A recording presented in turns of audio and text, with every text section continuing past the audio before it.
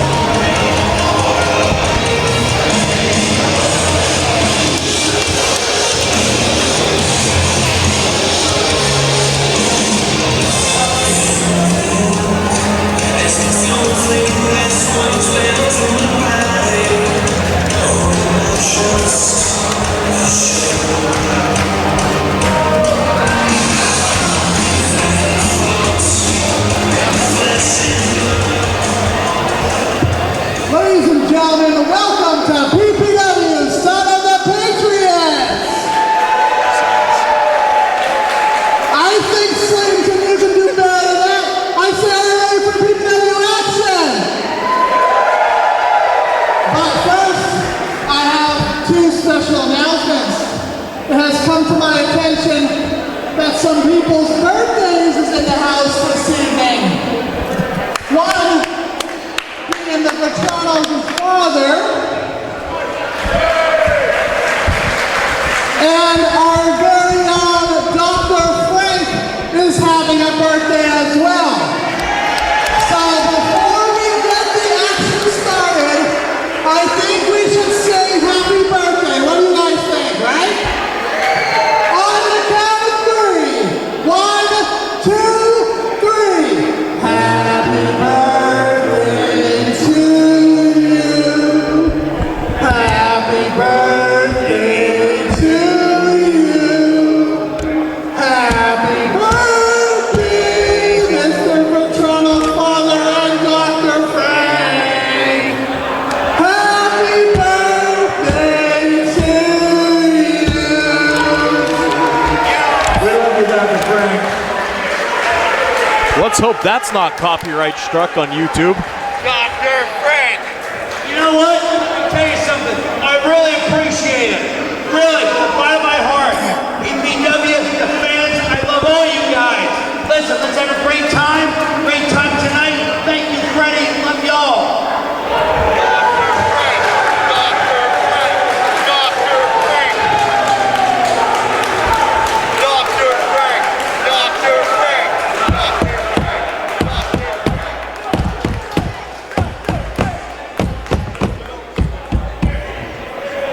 On that note, let's get this party started with a tag team match scheduled for one fall.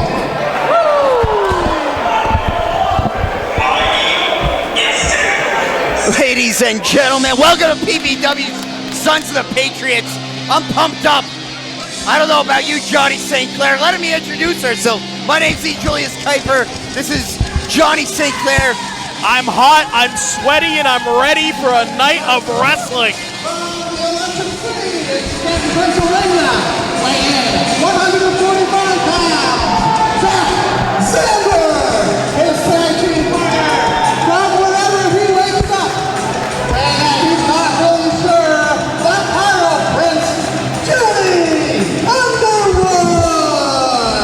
right, folks. Tag team action coming up first. We are emanating, as always, from the... Jonathan, I thought for a second you were going to say you're hot, ready, and ready for Freddy. No, I'm saying that we are emanating, of course, from the slating... No, I thought you were going to say I'm hot, sweaty, and ready for Freddy. I'm not ready for Freddy. God bless Frederick Akers. Anyways, folks, emanating from the Slatington Event Expo Center, sponsored by Illumination Brewing, PPW, Sons of the Patriots. Let's kick it off. Let's take it back up to Frederick Akers, bringing us a call in the ring. Shout out to Freddie Akers.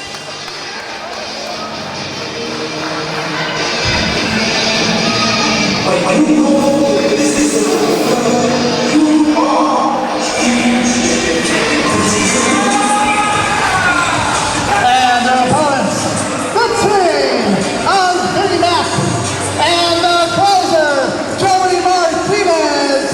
Together they are Championship Material. Tell you what, a little bit earlier on the PPW pre-show Spark, Junie Underwood and Zach Zander came out and had strong words for Championship Material. Let me tell you something, they're not intimidated one bit by the more experienced and, quite frankly, the larger of the two tag teams. The weight and the size advantage goes to Championship Material, as well as the experience advantage. That's right, Zach Zander and Junie Underwood, they teamed up for the first time last month, so this is only their second time working as a tag team here in PPW. And last month, they unfortunately came up short against Los Toxicos, showing that they still have a ways to go before becoming a well-oiled tag team. And unfortunately, well-oiled is the name of the game when it comes to Championship Material ever since their little stint as belt thieves, when they were stealing belts off of Team Huge and South Philly's Finest. They finally reclaimed those belts off of them, but now they're looking to prove themselves yet again.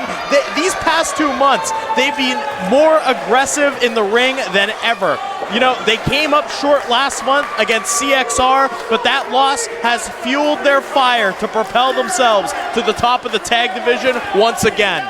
Tell you what, they're looking in excellent shape.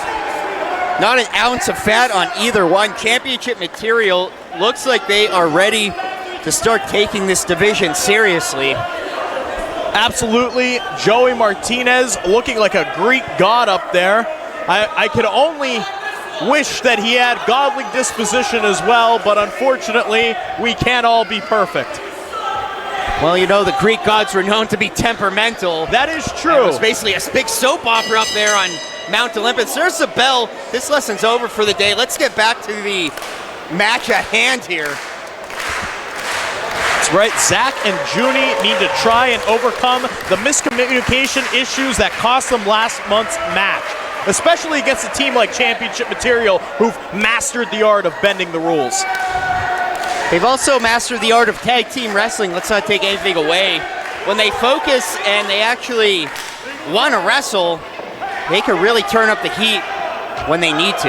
That's right. They are both formidable competitors in the ring, regardless of how they may carry themselves and what tricks they pull out of their bag. Freak, look at this. Tags in and out here. This is just mind games right here, messing with this inexperienced tag team. Of course, Zach and Junie, not inexperienced wrestlers, but tag teaming is untreaded territory for these two. Burning up time here in this opening matchup. Got referee Johnny Rankin. You may also spot him on the road with the TNA ring crew. That's right. Shout out Johnny Rankin. We saw him at the ECW 2300 Arena back in Philly a few weeks ago. Shout out Rankin. And look at this, EJ. Having a little bit of a pose off here. Joey Martinez doing what he does best, and that's pad for time.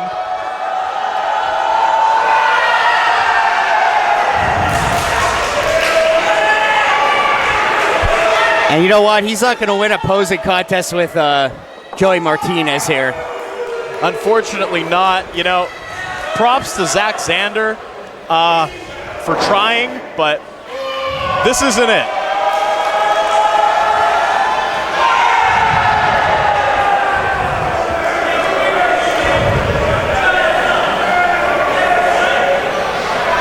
And of course, we have Aurora Lee accompanying these two to the ring, standing ringside. I was going to ask you, who is that out there? She's been coming around here the past few months. It's Aurora Lee, Jay. I know, She's here every month. I was only joking.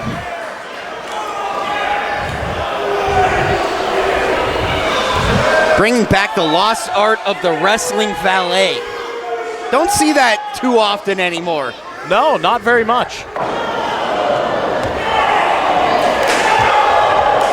But you know what? With people like Jarrett Ruda walking around here, the RC Ruda, where is he tonight? I did Johnny see St. him. Clair. He did give me a fist bump before he disappeared. No, I'm talking about the generic Ruda. Oh, the other Ruda. no, him. The No, fake I Ruda. haven't seen fake Ruda. Fingers crossed he's not here. Look at this. Oh my God! Incredible athleticism by Zach Zander. Beautifully done. Head scissors takeover. Look at Zach Zander, wheelbarrow right on top of Vinnie Mac.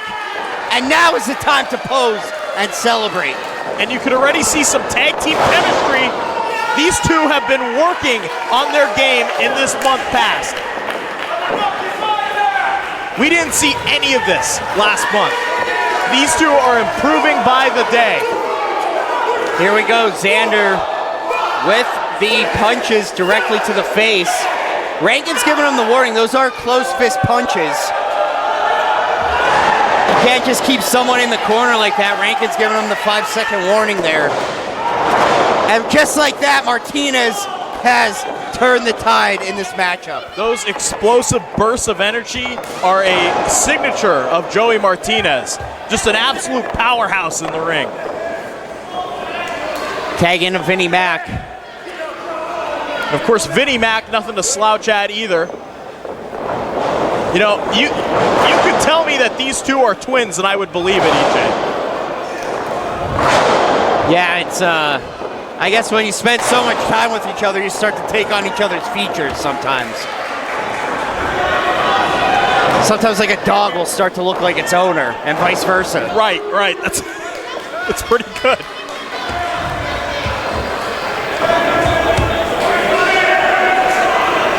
Oh, and look at this, blade and choke using that middle rope.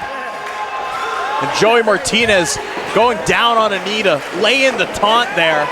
And, oh, Rankin doesn't see it. Yeah, Martinez gave him the Lehigh Valley salute there. And this is what I'm talking about, EJ. You know, these guys are great athletes, great wrestlers, but these are the lows that they stoop to in each match. They are in firm control of this matchup. Rankin counts to 2 as Zander struggles to get back up to his feet. Liver shots from Zander from his knees. Not enough to soften up Vinnie Mac, though. Not enough to slow him down. All right, Zach Zander is fighting underneath here. I mean, Vinnie Mac is just manhandling Zach Zander.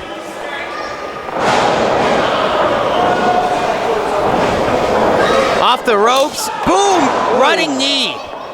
Straight to the back of the head. Zach Zander is reeling. Definitely feels those vibrations in the back of his skull from that kick by Joey Martinez. He is seeing stars. Zach Zander is dazed. He looks like a goose that flew west for the winter. And now the sleeper hold is firmly applied by Joey Martinez. And this is humiliation right here. Instead of opting for submissions, that's not something you see championship material do very often. It's almost as if they're saying, you're not good enough for us to pin you.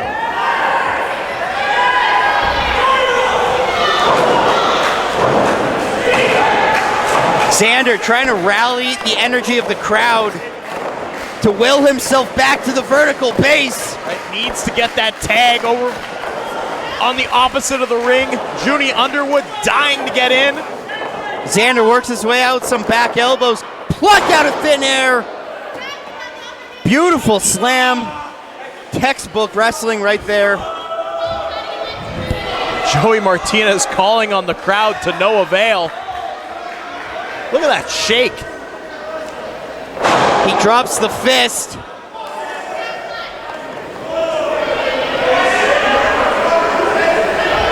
He has Xander by the back of the hair. That's one of those disadvantages of having longer hair in a combat sport like pro wrestling. That's right.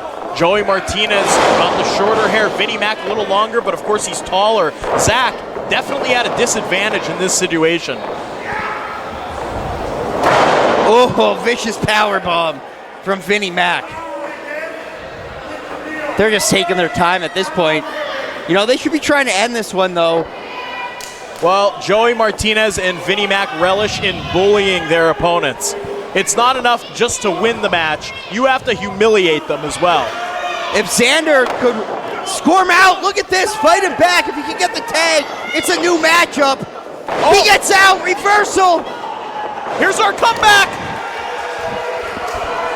Underwood, like a bat out of hell, the fresh man out of the corner, taking it to championship material.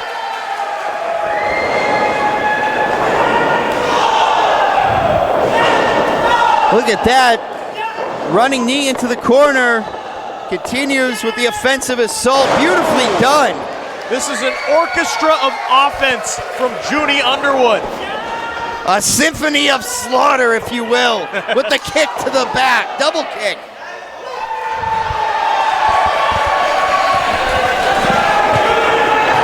Taking his time here. Underwood get it pumped up. Full steam ahead. Basement drop kick.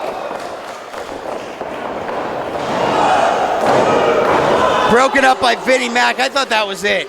I thought you could have counted till the cows came home.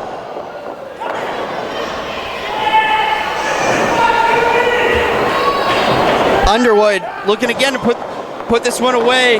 Martinez, Vinnie Mac, double super kick. That put Underwood's lights out. And again, this is an impressive display here. Xander, oh, beautifully done. That is the advantage that Zach Xander has in this match, those top rope aerial maneuvers. Yeah, he took out both members of championship material in one fell swoop. And now he's going back for more. Couldn't quite get it. And there's the spear from Martinez. 3, that was a break, and that was a fast count. Here's your winner, Vinnie Mac, and the closer, Joey Martinez, championship material. Well, as we said before, Zach Xander and Junie Underwood, still a relatively new team, have a bit of a ways to go when it comes to learning the ropes of tag team wrestling. Championship material being utterly brutal and ferocious as always in their quest to get back into the title picture in the tag division here. Are they gunning for South Philly? Are they gunning for someone else? Who knows? Well, I'll tell you what, if they keep up a performance like they just showed tonight, they won't have to steal any more belts because we are looking at our next tag team champions. You heard it here, Nostradamus Julius Kuiper. That's right, no need to steal those belts like they did before. The championship material is the real deal.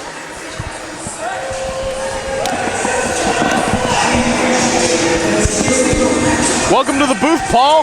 Hey guys, what's going on? Paul Bo, it is hot in here. It is 106, Paul. It is hotter than pepperoni on the 4th of July. There it is, I knew that. Oh, here they come. Here they come. I 850 credit. Perfect. Yep, your credit score. Just like that match. Just like that. Perfect. Perfect credit score. First in line for those tag titles. What do you mean no? Talk about my credit. I could buy your house. Joey Martinez, 850 credit score, and climbing higher and higher. You know, it's not enough that they won the match. They got to come over here and rub it in my face, too. Tell you what, every single month. I'm glad they didn't touch my headset. Those are some sweaty guys. Well, I've already had Freddie touch mine. So, hey, let's talk about our sponsor a little bit. Funk Brewing Company, Illuminations Brewing Company, located right here inside the Slatington Expo Center. Stop by, have yourself a shady sampler, EJ. Maybe a little bit of silent luau, huh? I'll tell you what, I had the, hold on, let me finish, Freddie finish here. But I had the local 99, was a light citrus pale ale, delicious on a hot summer day. Check out Funk Brewing. Only one of them, EJ?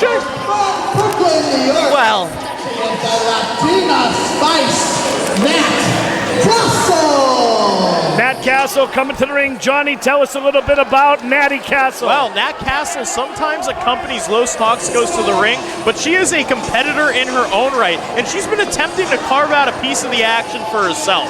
Back in April, she did make her singles debut in a loss against Simone Valentina, and now she finds herself possibly outmatched in tonight's three-way dance between Journey Burke and Harleen Lopez. I am very excited for this one, Paul. A lot of women's action tonight. One of three matches that are going to be on the card.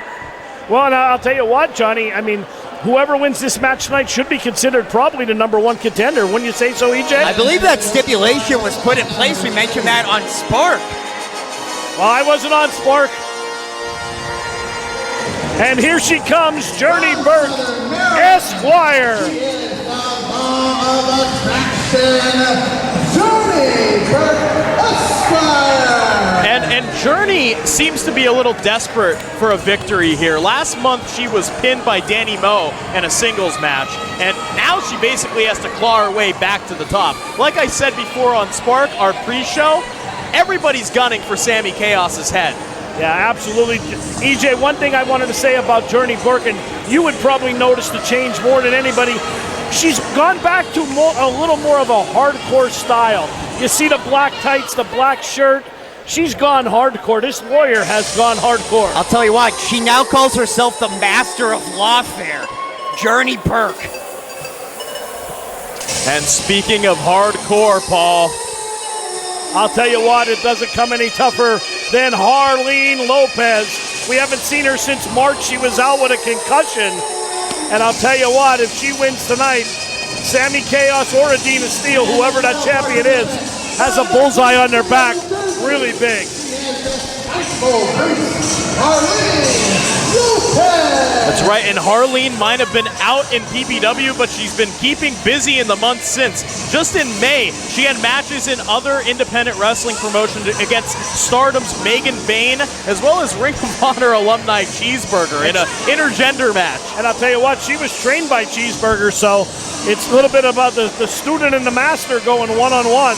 Of course, we've had Cheeseburger here at PPW. We've called plenty of matches for him over the years. Excellent competitor. As you said, Ring of Honor alum, and I believe trainer, too, at Ring of Honor. Yes, they're wrong with Delirious. I just received a text message from our general manager, Mr. Ruda. This match is now a #1 contenders match. Oh, Freddie making the statement.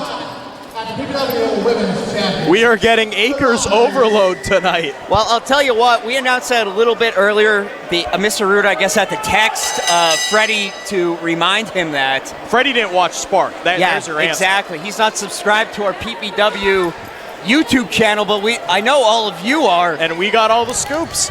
And folks, I mean, new format. We're going to be premiering this live. We're going to have watch parties for the new episodes of PPW High Voltage. So you want to follow us on social media, and you know what? You'll be able to interact with all of us while it premieres live. That's right. It's going to be a great time. Oh, and there you see that martial arts training by Harleen Lopez as she just kicked or slapped both competitors.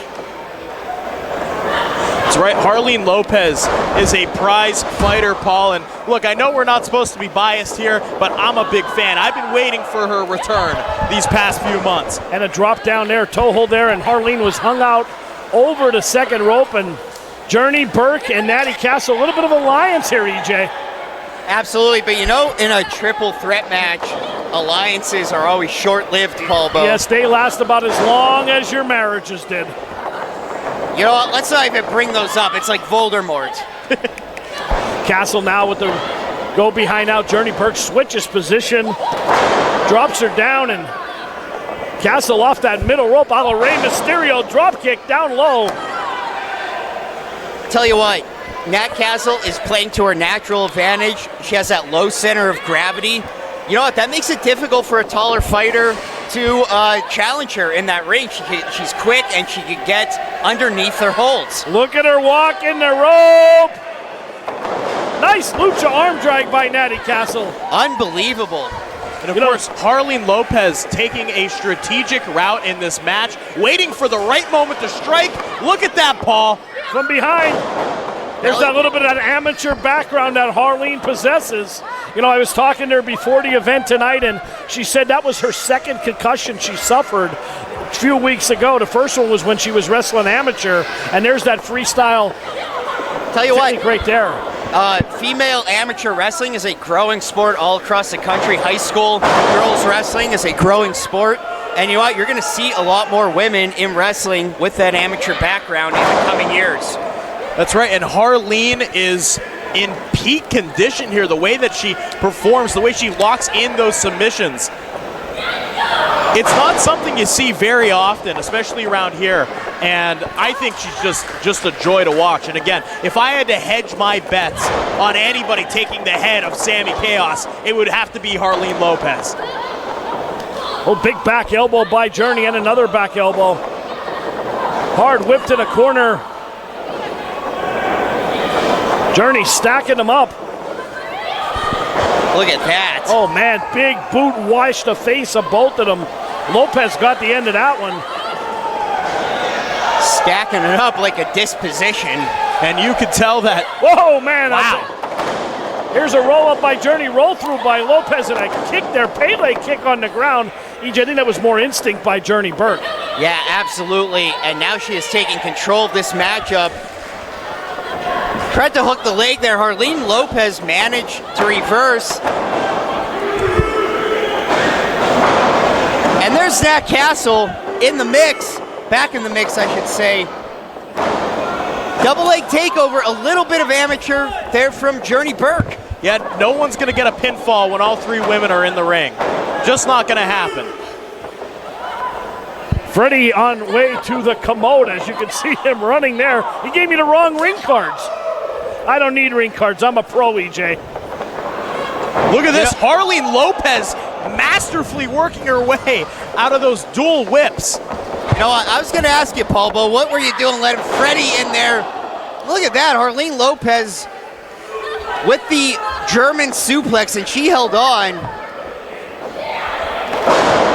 And she's taking her all the way down the Rhine with those German suplexes. And EJ, you're an MMA guy. Do you see a lot of that martial arts background in Harleen Lopez?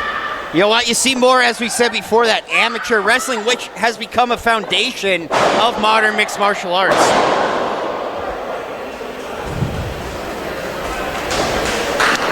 Here we go. Harleen Lopez, Nat Castle quickly breaks that count up.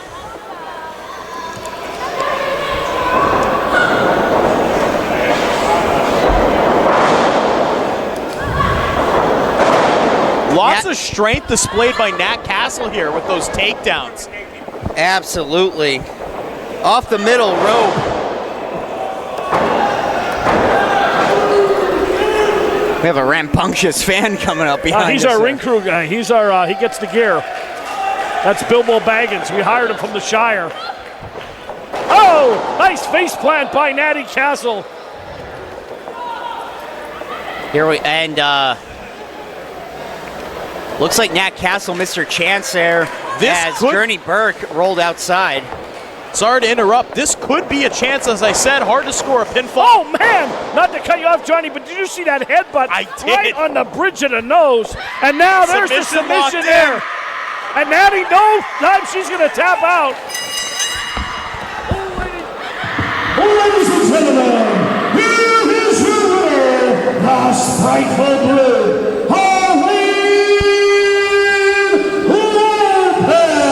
Wow, the way she locked in that crossface was amazing. Absolutely. I mean, what a vicious maneuver that is. And you can see Natty Castle screaming in pain. And now Harleen doesn't want Tommy Pro to touch her. I don't blame her. Absolutely not. Like I said, folks, Harleen is destined for big things here at PPW. And she will take on the winner tonight of Sammy Chaos and Adina Steele next month at PPW Conquest on August 10th. Pulbo, what do we have coming up on the card? Well, Johnny, I'll let you read it, Johnny, what's coming up. Oh, you will? Thank you. We got a golden ticket qualifier. And for those that don't know, Paul, I'll throw it back to you. Would you like to explain what the golden ticket is? I will. There'll be 4 qualifying matches, 2 this month, 2 next month. It'll culminate September 14th with a ladder match and a golden briefcase held high above the ring. Whoever wins that will have a championship opportunity 1 year to cash in their PPW golden ticket. That's right. And of course, our first golden ticket qualifier, none other than Sam Adams. I love this time of year when the golden ticket match starts coming back into play here. It just adds that wild card into the whole division. The following contest is set for one fall and is the golden ticket qualifying match. I agree with you, EJ. Every champion in this promotion has to watch their backs when the golden ticket briefcase is in play.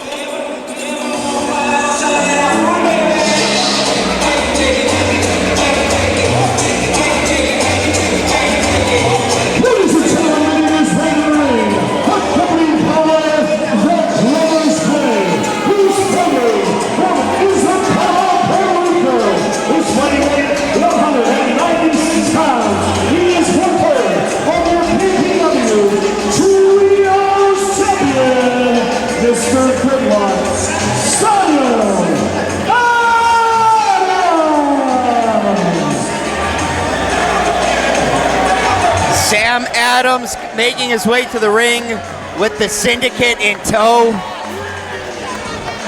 Tell you what, if I was Ricky Price, I would come out with some reinforcements myself. Right, Sam Adams stomping on the sign of a fan. Can't exactly see what it said from this vantage point, but I can't imagine it was anything nice. And of course, the Syndicate are the PPW Trios champions.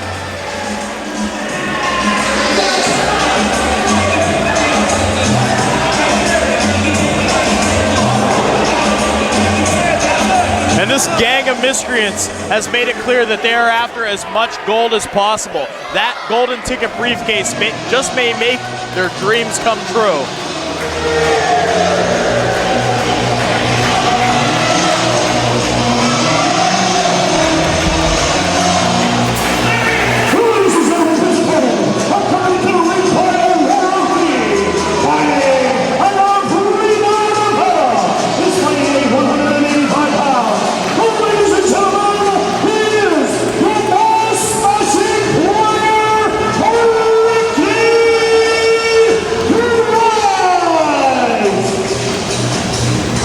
Ricky Price, accompanied by Aurora Lee, back out here.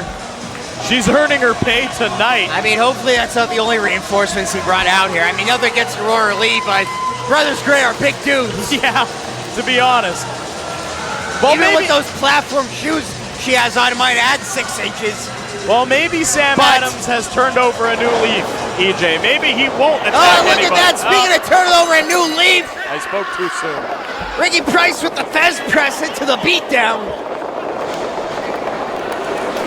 Shades of Stone Cold Steve Austin. Of course, Ricky Price has not been seen in PPW since May, missing last month's show. He's been busy working away at TNA Impact, working and training with some of the sport's top competitors. Good on Ricky. And now he has to come back here and wrestle Sam Adams. Sam Adams has been all over the globe wrestling. He has had some high-profile matches down in Puerto Rico, all over the United States. Certainly not a competitor you want to take lightly, but right now Ricky Price is in firm control of this matchup. Ricky Price, one of the fastest rising stars here at PPW. And look at that big slap across the chest of Sam Adams. That caved in. And you know, you talked up the accolades of Sam Adams, but one thing he's not known for is making a good first impression. And look at that, he got out of the way just in time. Ricky Price hits his hand off that ring post. Sam Adams is in his element here. He likes this dirty wrestling. That's right, and the Syndicate not far behind, watching and waiting. And look at that, that backfired big time. Ricky Price with the ring awareness there.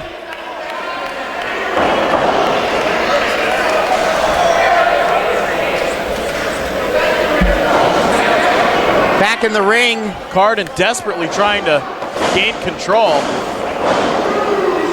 Only a 2 count. Our official for this match, Ken Hungerton. Oh, that's Ken. That's right. I thought it was Carden from here. Still getting used to Ken Hungerton. Sam Adams sidestep Ricky Price. Full steam ahead. Look at that cannonball.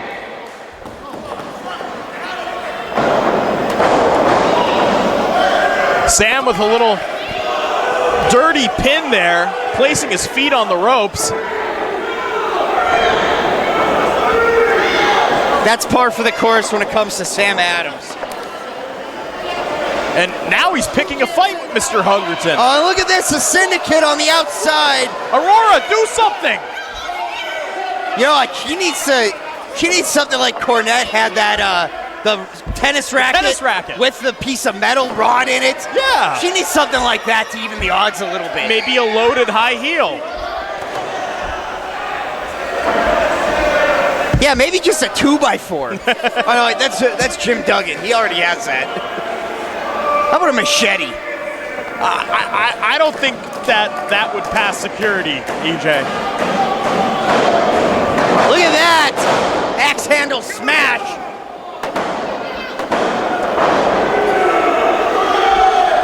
And you can tell both of these men are desperate for that golden ticket qualifier. And just because you are in the golden ticket match obviously doesn't mean that you're getting that briefcase. This is an uphill battle if there ever was one.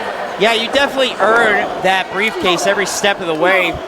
But what an opportunity that golden ticket briefcase is for whoever wins it. That's right. Already the Trios champions, but Sam and the Syndicate have made it very clear that they want as many belts as possible. Last month they attacked South Philly for the tag titles. A few months ago, Sam wrestled Nolan Pierce, our TV title champion.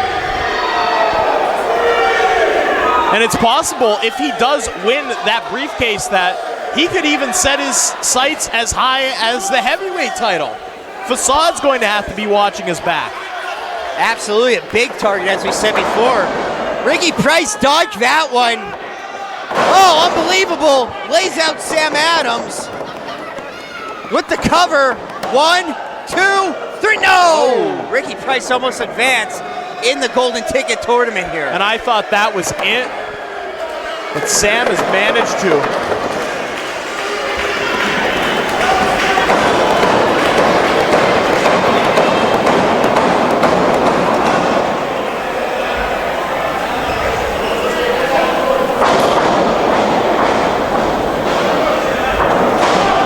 Ricky Price counters. Oh! Wasn't quick enough for Sam Adams there. He knows every trick in the book. Oh, rolls outside. Innovative offense. Just when you think you've seen it all from Sam Adams. And Ricky Price having lost all control of his body there, hanging between the middle and top ropes.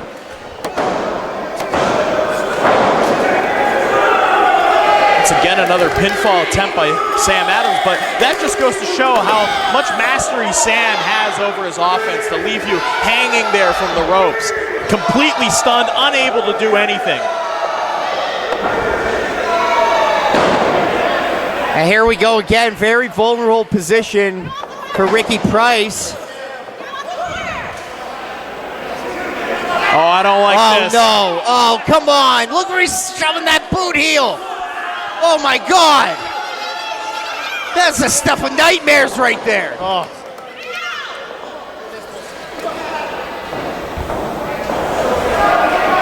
All 250 pounds of Sam Adams weighing down on Ricky Price. And look at that. Ricky Price utilized that core strength, managed to block that attack from Sam Adams, counter that attack. And that's an incredible moment right there for Ricky Price to be able to draw on those strength reserves and bring himself back up on 2 feet. Ricky Price from the top rope. Oh my God! Wow. He hit right on target. Sam Adams doesn't know what hit him. Incredible corkscrew there.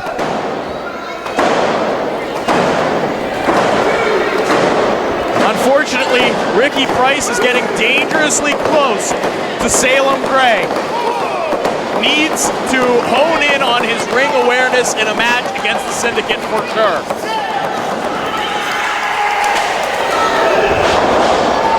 Ricky Price still in this one, showing signs of life from the corner. This could be a comeback.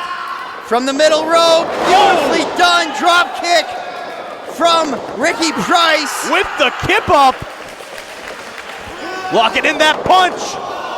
Yeah, big right hand across the chin of Sam Adams. Takes him over. Kick to the back. Ricky Price is looking to put this one away. Down to the mat. Sam Adams looks to be in the most vulnerable position he's been in this entire matchup. This one might be over. I think Ricky Price, beautifully done. I think the price is right.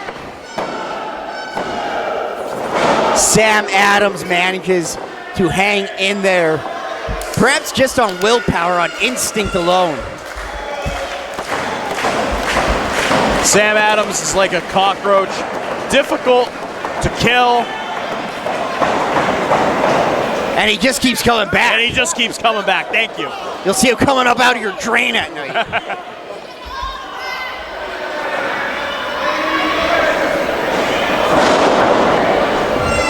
Jawjacker from Sam Adams off the rope. Price ducks.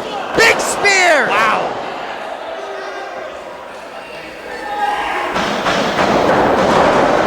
Here we go, the cover. This might be it. 1, 2.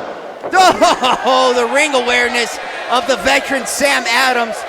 Aurora Lee trying to remove Sam's foot from the rope, but as we all know, that is a legal way of breaking a pinfall. Maybe a more seasoned valet would have pushed the foot off that bottom rope. You gotta know what to bend the rules a little bit, Johnny St. Clair. What's good for the goose is good for the gander, especially when it comes to guys like the Syndicate. I can't disagree with you there, EJ. Oh, big super kick from Sam Adams. This has to be it. Price is out. 1, 2. Oh! Only a 2. And it seems like this match has been chock full of near falls. Quick kickouts. And Sam. Ricky Price is getting frustrated here, understandably so. Locks up the legs of Sam Adams. He's not going to put away Sam Adams like that. Oh, beautifully done. 1, 2, 3. He did it.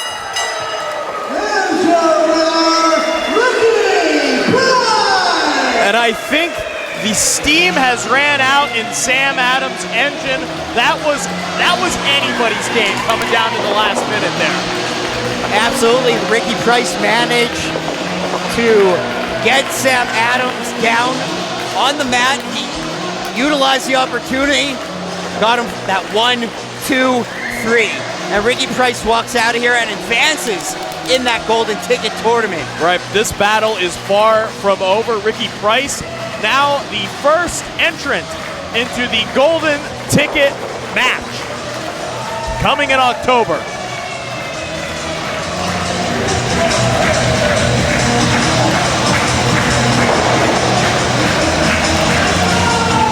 Of course, one of 4 men competing in that ladder match. So coming up, we have Nick Robles versus Rembrandt versus Havoc. That's right, and this is also a golden ticket qualifier match. We are doing 2 matches this month, and then another 2 matches on August 10th at PPW Crusade. And then that golden ticket match will be at our Super Show in September.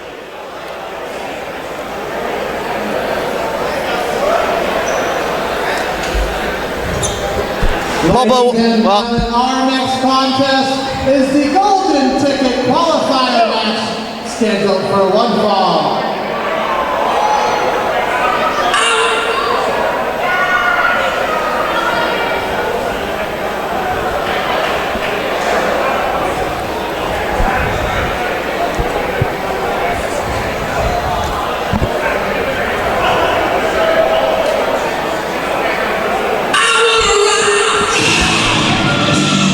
There we go, Paul. Introducing everybody see our old Valley, from Long Island, New York, weighing 200 pounds. He is a rocker boy, Nick Robles. And folks, we'd like to correct ourselves here. As we previously announced, this match will not include Havoc. Havoc is stuck in Canada, north of the border. That's right. Hey, watch your mouth. This will instead be a singles match, still a golden ticket qualifier, Nick Robles versus Rembrandt. So, evening the odds between these two competitors tonight. You know, if I were Nick Robles or Rembrandt, I'd be happy I don't have to step in the ring with Havoc. This is a golden opportunity for a golden ticket qualifier. Absolutely, I can't agree anymore. EJ, you're a big man of planning things. No Dan Champion, no Havoc. How does that change Rembrandt and Nick Robles' outlook on this match? well, you know, now it's a one-on-one match. Totally different strategy than what they prepared for, with a four-way and then a triple threat. And now a one-on-one. This is like, you know, there was 4 little pigs in the bed. They all rolled over. One fell out. Was that 4 little monkeys? I don't know what they were. I thought it was 5 little monkeys. Brooklyn, New York. This is Rembrandt. Johnny, I'll tell you, look at the look on the face of Rembrandt. He might be a defeated champion, but he is focused. He is laser focused. That's right, Rembrandt is our former PPW No Limits champion, and he's reeling from that 4-way title defense that ended his reign just last month. Of course, he hopes that this match sends a message to our current No Limits champion, Tom Mitchell, that one slip-up won't stop him from regaining that title. Well, I'll tell you, well said, Johnny. I'll tell you what, Rembrandt, EJ looks more focused than ever. You know, some people say you're at your best when you're at your lowest. Rembrandt has gone up and down that ladder so many times. He's at that bottom rung again. Now the climb to the top begins tonight with Nick Robles. Right, and Rembrandt's veteran experience might come into play here. No stranger to ladder matches. Could possibly be the dark horse victory in that 4-way ladder match if he wins this golden ticket qualifier. Tell you what, and you know, Rembrandt has a chip on his shoulder ever since the whole business with the U.S. Championship merging with the No Limits Championship. He feels he was cheated out of that championship. So this golden ticket opportunity is a huge step up and a huge opportunity for Rembrandt. Shout out to Big Papa Pigeon. Right, and we can't sell Nick Robles short either. He may have missed last month, but back in May, he competed alongside Trace Parker and Will Strauss in a trios match against the Commission. All right, here we go here. Collar and elbow tie up in the middle of the ring. Rembrandt immediately takes the back. I heard rumors that Nick Robles missed last month because we were doing drug testing. Is that true, Paul? Because of what? Because we were doing drug testing. Is that true, Paul? That is not true. Oh, okay. I don't know where you got that from. Hey, we drug test here? Oh, nice bridge there by Robles. Now takes the back on Rembrandt now.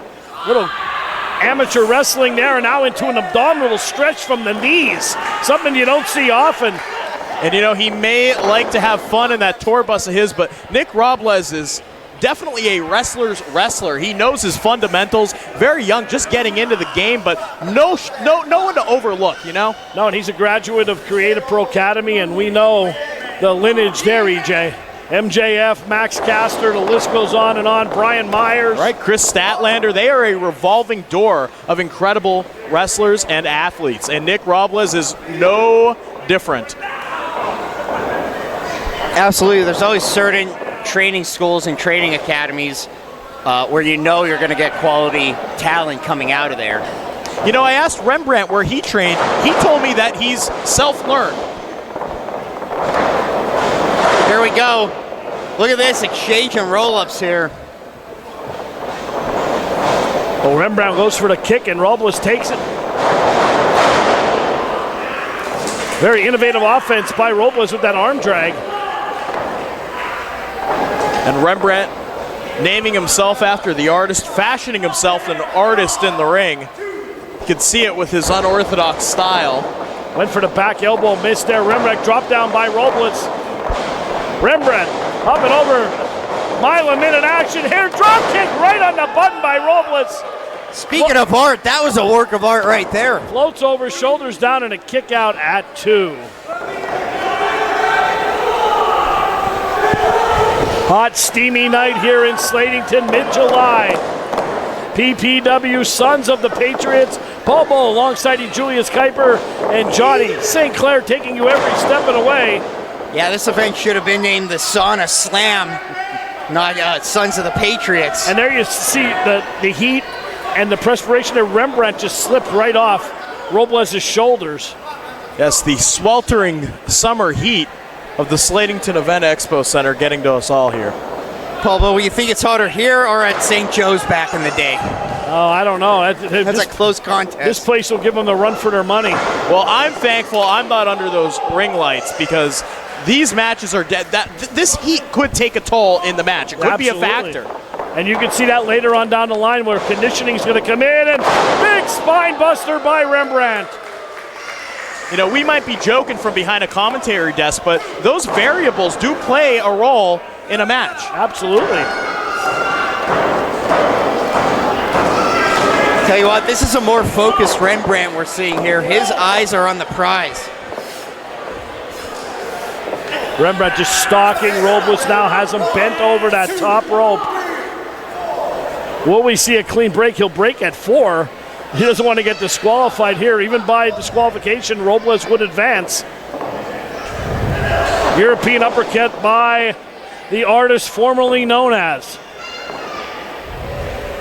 Now tying him up there. Rembrandt, a much slower pace, EJ, than we normally see from Rembrandt.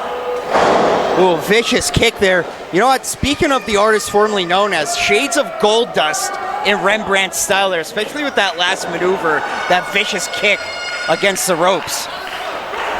Of course, Goldust used to target a different body part, but still the shades are there. The peninsula south of the equator. And Robles fighting back. Even with that arm that Rembrandt was targeting, that might bite him in the back later. Oh man, and Rembrandt just cut him off at the pass. Sends Robles for the line, misses the back elbow. When Robles tried to go for the head scissor takeover, Rembrandt with the sidewalk slam. Kick out at 2. And you notice Robles' strikes are going to be a little less potent after Rembrandt went to work on that arm. I mean, anybody's would be after having a foot crash down on your forearm like that. And now you just see Rembrandt just leaning in the Robles there. As you talked about the heat, Johnny, leaning all of his body weight on top of Robles there, kind of say, you know what, if you want to get up, you're going to have to move me. Right, these weather conditions may dictate the pace of the match. It might not be the best idea to come out guns blazing, using up all of your stamina in the first few minutes of the match. Yeah, sometimes you got to squeeze your opponent like a summer glass of lemonade, but Robles manages to get out. How about a summer glass of India Pale Ale from Funk Brewing? That would do well. Absolutely, Paul. You know I'm usually a PBR guy myself, but I make an exception for Funk Brewing. Hey, they pay the bills here. They have so many different flavors, you're going to find something you like. And we're going to have Chris White over on commentary soon. He's going to come over and join us. That's going to be interesting. It's a night of first here. I can't wait for that. Oh, he's been on before. Not with me. No, he has not. And folks, as we said, if you haven't done so, make sure you like and subscribe to our YouTube page, our Facebook page, Instagram. Sign up for our mailing list on the website, ppwwrestling.com. You get first news on everything PPW. And now Rembrandt stalking C.R. O'Malley. Did you say nudes, Paul Bohm? News. What kind of pervert are you? Robles with the tope suicida. Incredible dive by Nick Robles there.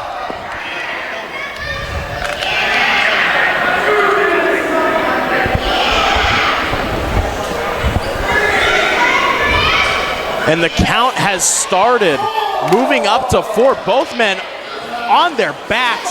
Nick Robles struggling to get up. Rembrandt crawling across the concrete here. That's right, folks, no mats. No, that was rough, Paulbo. Well, both men in, almost a 10 count. Would have been a double count out. Now, what would happen if it was a double 10 We count? would only had 3 in the ladder match in September. That's simple.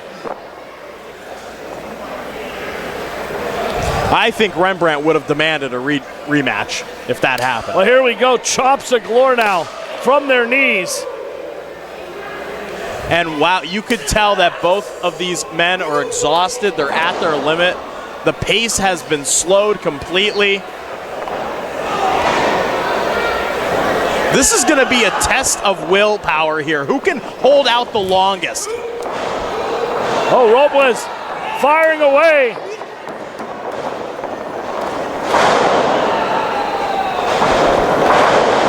Vicious clotheslines there. Somebody better get a basket because Rembrandt was just decapitated. Right. Yeah. Any of these men can throw that lucky strike that's going to end this match in seconds. Oh, puts it on spin cycle and Rembrandt goes over.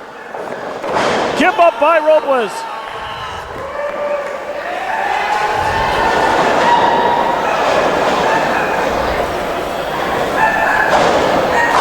Oh, into the bridge.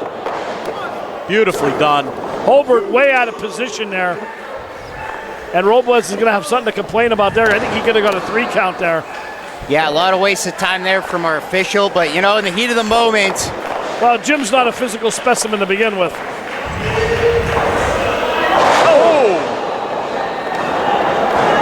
Oh, running, almost got the count, and down goes Humpty Dumpty. I thought that was it.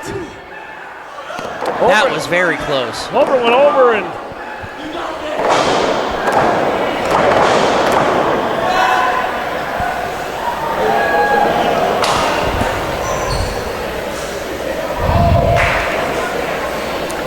both men back up to the vertical base here.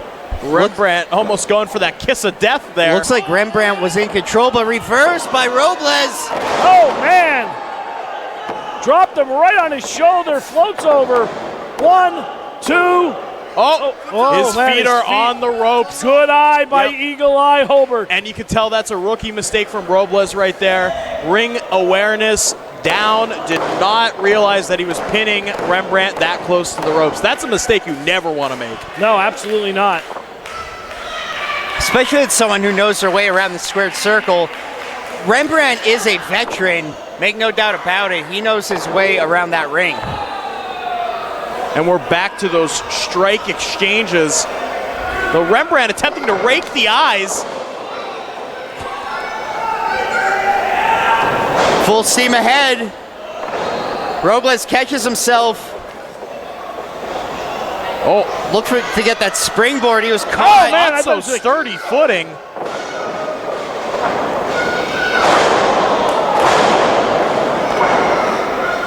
Rembrandt get a pin? He has to roll over. Shoulders down, back press. I don't think I've ever seen someone pin like that before, Paul. Bit of a lackadaisical pin. But if it works, and Rembrandt advances to the golden ticket ladder match.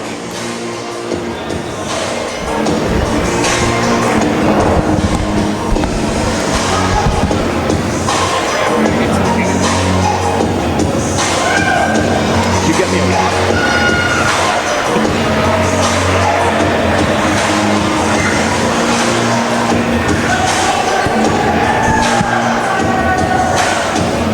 All right, folks, don't go anywhere. Next up, we have some more women's action. This is match 2 of 3 of our women's division matches here tonight. We got Amara Boyd versus the fan favorite Danny Moe. Can't wait for that one.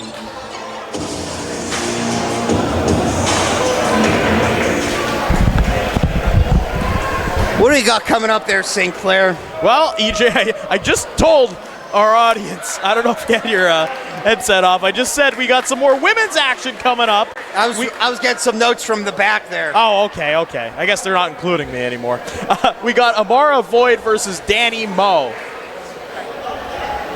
Women's action coming up. We saw the triple threat earlier tonight. What do you expect for this one? Well, I'm looking forward to the singles debut of Amara Void. Interested in seeing what she can do, and I'm also interested in seeing how Danny is going to work her way back up to the top, because like we've reiterated, everybody's gunning for Sami Chaos's head, and I don't think there's anybody who wants her more than Danny Moe. Scheduled for one fall. Introducing first.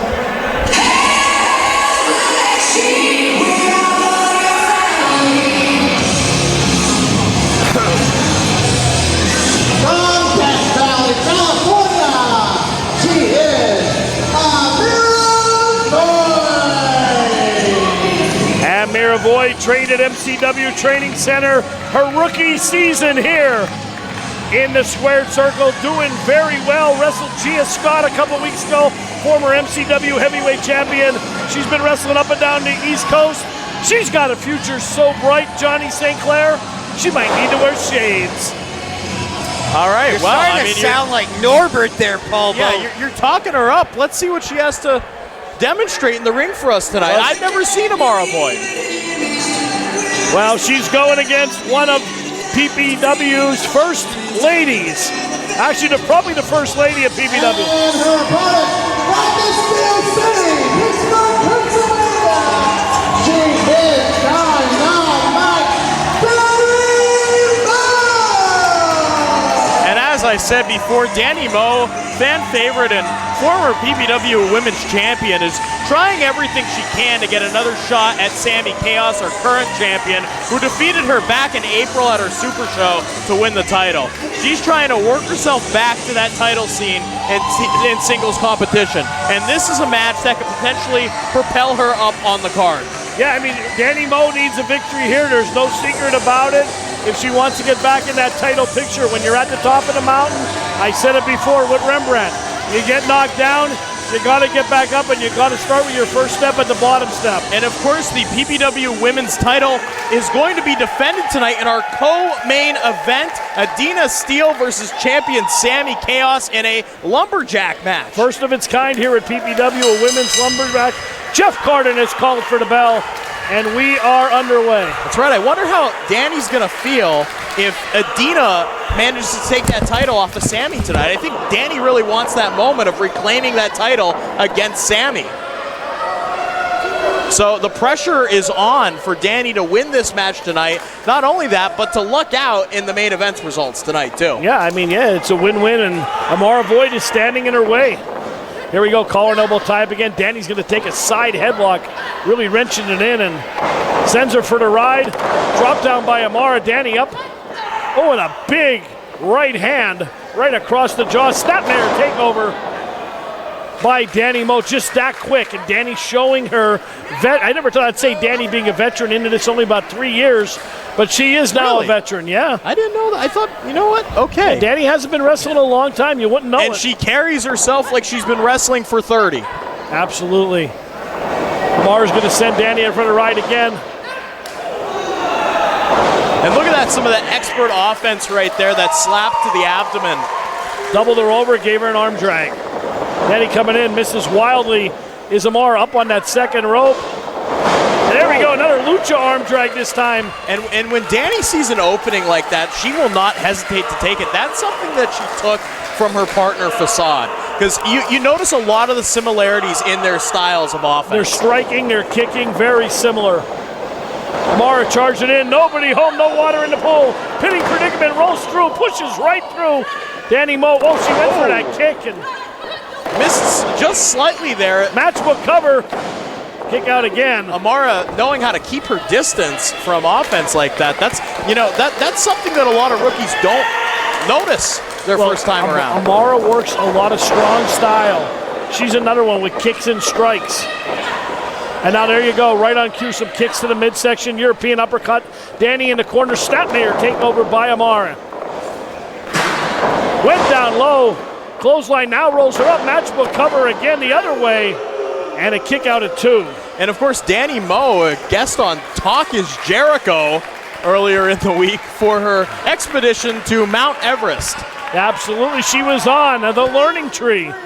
Chris Jericho. That's right, go check out that podcast. She wrestled one of the only women's matches at Everest Base Camp. Incredibly impressive feat.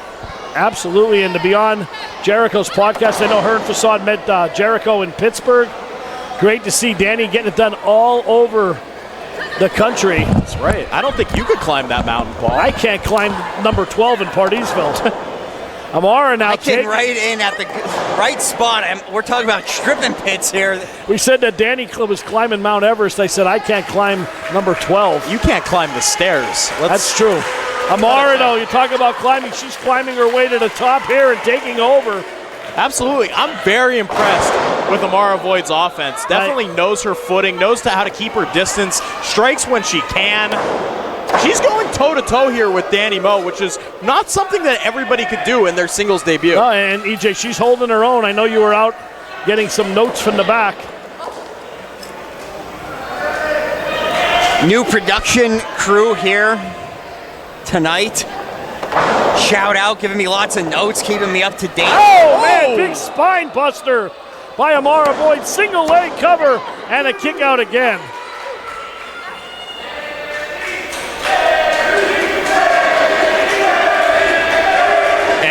Chants for Danny resound throughout the Slatington Expo Center. Well, you can see, I think Danny has maybe overlooked Amara a little bit, and she's really controlling the pace here. And this has to be a shock. And now that rear chin lock, and look how she has that knee contorted right in the middle of Danny's back. She can turn her left, she can turn her right, wherever she wants, and she's also cutting off the circulation. Amari, now Danny fighting from underneath here. Tell you what, Danny Moe hasn't been wrestling all that long, but in the short time she has, maybe 3 years now at this point, yeah. very fast improvement. And she has been, as you said, wrestling everywhere from AEW Dark to Mount Everest. That's right, we mentioned that, and we said that she carries herself like a vet. You would never know. Danny, now back in charge here, Amara. Danny's looking to set her up here. Oh, man! Bit of a code red there, or should I say code neon.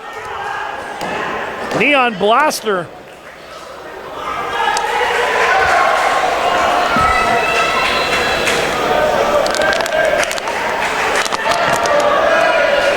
Crowd chanting, let's go, Danny.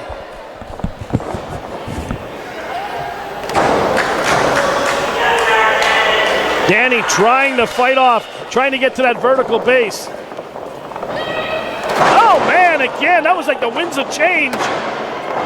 Or should I say the winds of winter coming up our November pay-per-view here at PPW. I guess the winds of winter is finally releasing. It is. That'll be November, I believe, November 9th.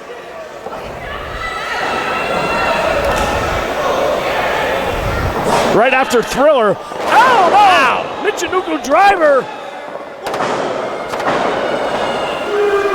How about that, EJ? Very aggressive. Beautifully done. I'm very impressed by this young woman. Very aggressive pinning style here by Amara Void. You can tell that she definitely carries herself in a dominant fashion, just from the way that she interacts with her opponent.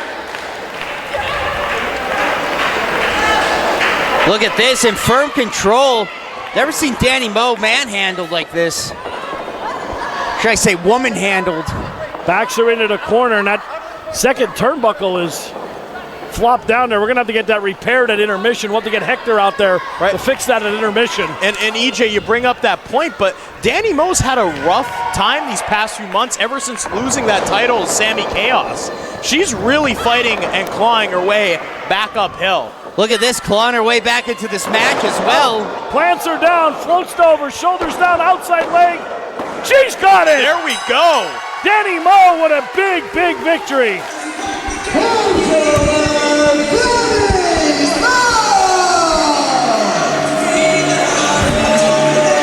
Wow, and that was an impressive showing from Amara Boyd.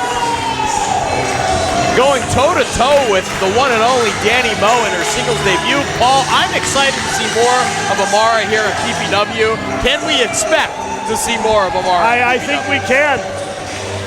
And of course, Danny Moe, I'm sure she will be participating in the lumberjack match tonight that is co-main eventing our show. I don't know, she hasn't volunteered yet. It's a volunteer basis. I'm sure she'll take any opportunity she can to get closer to Sami Chaos. And folks, don't go anywhere. We have a showstopper coming up next. We got Dio Bando versus Diego Hill. I've got this one circled. I'm extremely excited. I'm having to keep my pants on right now from how hyped I am for this match.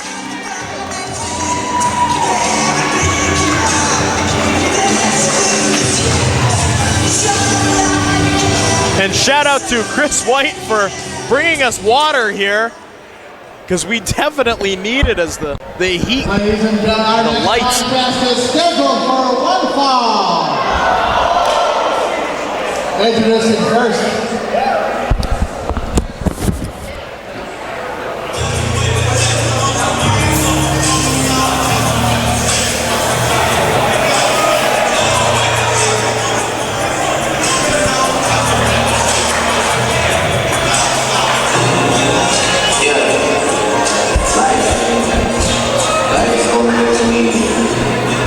And I'll tell you what, you're not going to want to blink during this match, EJ. Or Johnny. EJ's not here now, Paul. Let's take a seat, buddy. By way of Toronto, Ontario, Canada, weighing in 215 pounds, he is prime time,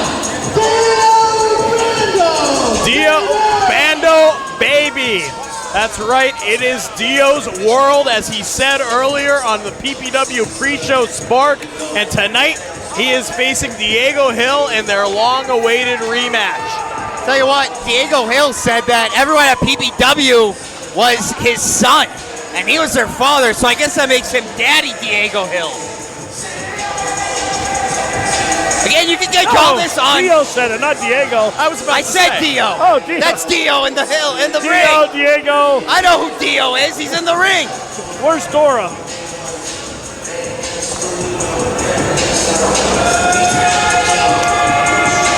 You know what? Lots of heated action. We keep talking about it. Earlier on PPW Spark, Dio Bando was out there, and he was talking a whole lot of trash. St. Clair was kissing his butt. Hey, I'm a fan.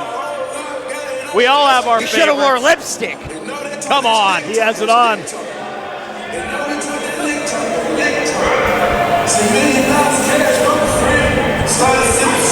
Look, I did commentary with the guy. He won me over. That's all I got to say.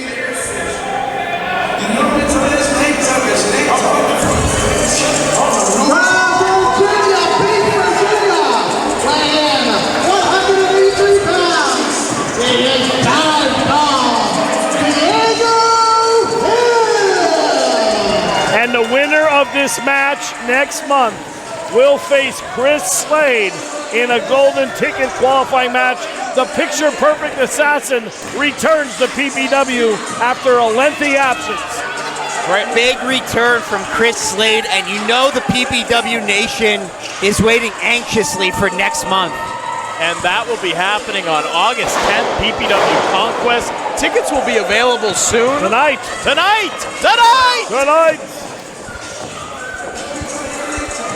But tonight we are also about to see Dio Bando and Diego Hill, both of these men gunning for that PPW heavyweight title just 2 months ago. And quite frankly, one of the best matches in PPW's history, the triple threat for the vacant PPW heavyweight title between Facade, Dio Bando, and Diego Hill. That match was responsible for propelling Diego Hill into the main event scene, and it's also been responsible for putting Dio Bando into the main event scene. So tonight, this is kind of an all or nothing match. Both of these men are trying to regain their placement in the main event. Of course, Diego Hill coming up short 2 months in a row. Dio Bando needing to work his way back up to the top. This is all or nothing. Only one man will advance here tonight. May the better man win. And there, just that lightning quick kick from Diego Hill. And last month, as you said, that match with Facade and Fuego del Sol, Diego Hill, probably my favorite match so far in 2024, EJ. Right, both main events were great, both triple threats, and I can't imagine the pressure that Diego and Dio are facing right now. Look at this, Diego Hill going down low with that leg kick, and Dio Bando's going to start arguing with the ref early on here. When you work your way up from the bottom of a card and you find yourself at the top but coming up short, you're afraid of hitting that bottom again. And that is a very real possibility in both of these men's minds. Of course, Dio Bando coming off recently off of his TV title run. And that was by Nolan Pierce, and that's a storied rivalry in its own right. And Nolan Pierce. Speaking of classics, how about that ladder match between Pierce and Dio Bando over a year ago almost at this point? That was absolutely incredible. I believe it was last November.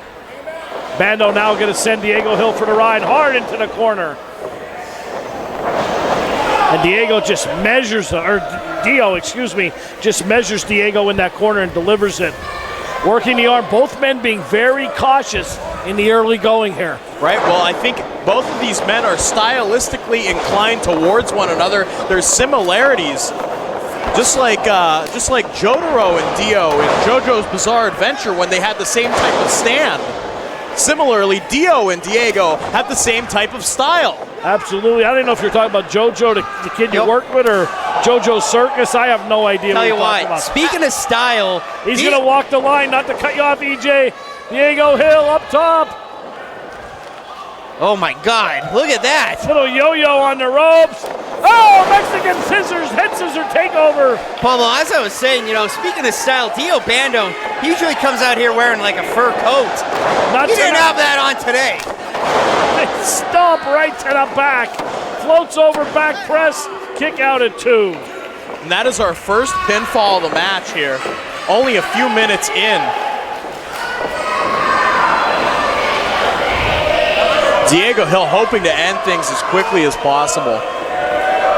But of course, Diego Hill is a showman. If there ever was one, he will take any opportunity to give a crowd a flashy show, even if it comes at the cost of the match. Diego hopping over. Dio just stepped right around that. Wow, Dio counters Diego here. Well, this is what Diego Hill wants to stay away from. He doesn't want to get into the grasps of Dio Bando. Dio Bando's much stronger, a much bigger opponent. He wants a stick and move, EJ. You're 100% right there. And getting back to Diego Hill, I talked to him earlier in the month, and I asked him about his availability for the rest of the year here at PPW. He said exactly these words: "I'm here every month, and I'm coming for that title." It's exactly what he told me. Big words there. And you know what? Right now, Facade has a target on his back between the golden ticket contract going up for grabs. When's that, in September, Paul Bowe? September 14th. At our Super Show. Diego Hill, Dio Bando, Eamon. Tonight in our main event, Clutch Adams. There's so many. The talent pool is so thick here at PPW. Right, no shortage of challengers for that heavyweight title. It's almost like a clogged hallway. Wow, and Diego took a bad spill there, hung up between the top rope and middle rope and just hanging on there.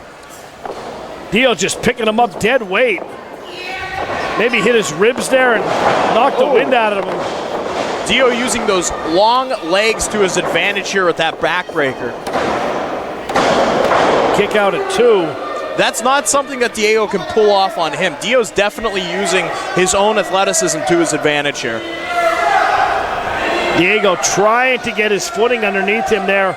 As EJ said, trying with that stick and move, but it's hot here. Absolutely, and now Dio Bando has the hooks locked in, and he is not letting go. He's not letting up an inch on Diego Hill. Right, this is a more grounded Diego Hill match, and I wonder if those weather conditions are coming into play. Not using a lot of things that would take up a lot of breath, a lot of stamina. Not a lot of top rope maneuvers like we're used to. No, and also Dio probably outweighs Diego by about 40 pounds, too. Right, Diego's playing this very smartly to his advantage. Hill with a left and a right, now a chop. Another right, right-handed chop. Another right hand. That right hand going to town on Dio. Bando backs him to the rope there, and Dio just cuts him off in the pass. Yeah, he literally sucked the air right out of the room with that knee to the midsection right there. Look at that! Amazing agility from Diego Hill. Oh, he looks like a break dancer in there, Paul Bo. Oh, and he got him with the cutter. You got to go pin him, young man. But that took a lot out of both. Both men laid out a hot, steamy night here in Slatington. Referee Johnny Rankin begins his count. Paul Bo, I never saw a wrestler move like that. Looked like a glitch in the Matrix. That was incredible. Diego Hill struggling to even move to go cover Dio Bando. Makes you wonder if all that offense was even worth it. Well, it took a lot out of both of them there, and I think Diego needed that because Dio was dominating this match. Right hand by primetime Dio Bando. Hill with a right hand.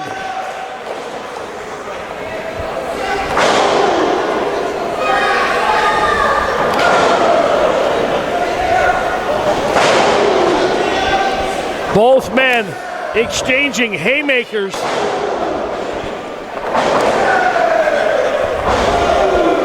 Look at this, back and forth. This one's devolving into a fisticuffs. Chops there by Dio Bando, and there's that big punch. Diego went up and stumbled the big guy. Diego looking for that opening. Looks like he found it. 1 minute.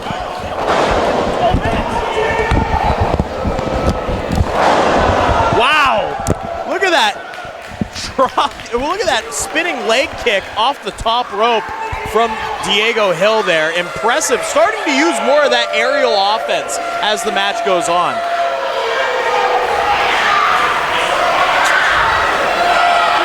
And behind us, Paul, I see not only Sam Adams, but I see Facade taking great... Oh! Tope Suicida.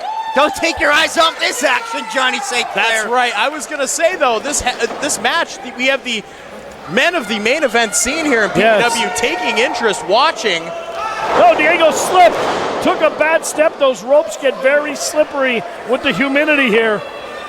Yeah, one of those disadvantages of having that high-flying style in an environment like this. Boy, Dio just kicking away, and look at that core strength. Oh, man.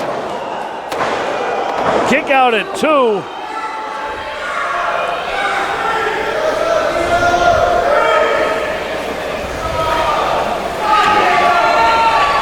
Diego kind of struggling to get back up on his feet here. Well, they're both men have just given it their all here. This has been a much more physical than aerial assault that we thought. It's been just a rock'em sock'em match here. Well, you can't blame them after the circumstances of their last match, after that triple threat where they both came up short against Facade for the PPW heavyweight title. Tell you what, Diego Hill has been taken out of his element, but he has been rising to the occasion so far in this matchup. Look at that. Incredible.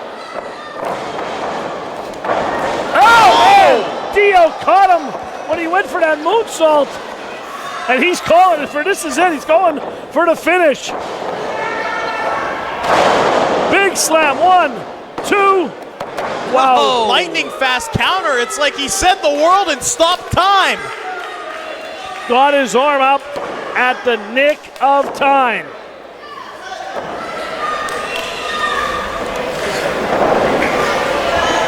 Diego Hill is laid out in that ring. Dio Bando wants to put... Oh, no.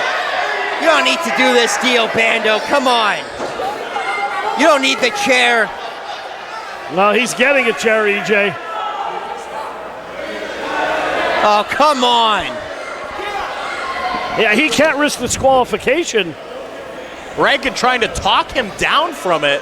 Well, Rankin's being very lenient. He can disqualify him for just having that chair. Obviously not a finish anybody wants to see here. No, not in the audience, in the qualifying. Well, this is for a qualifying spot. Dio's anger getting the best of him, but... Oh, man! How about that for a little Matrix action? And you know what's coming now. He's going up top. Palbo, you know Diego he's made his living. looking for the infrared. He's nailed it. Show's over. 1, 2, 3. Diego Hill wins. What a match. And Palbo, you know what they say, you live and die by the top rope. And tonight, Diego Hill lives to fight another day. He is going to the next step to climbing that ladder in the PPW heavyweight division. Well, that was a yes. big win. And of course, the next PPW event, August 10th, PPW Crusade, will include a golden ticket qualifier match. Chris Slade versus Diego Hill, potentially going to be climbing that ladder in the golden ticket match for a chance to win that golden ticket briefcase. But yeah, amazing match. Really happy with it. Dio, his aggression got the best of him at the end there, and I think Diego's patience in waiting for that right moment to strike really paid off in the end, because he only busted out that infrared once, and as soon as it hit, it was over. All right, folks, we got one more match. No, we have intermission coming up. It's time for us to take a break. We'll see you on the flip side, baby. That's right.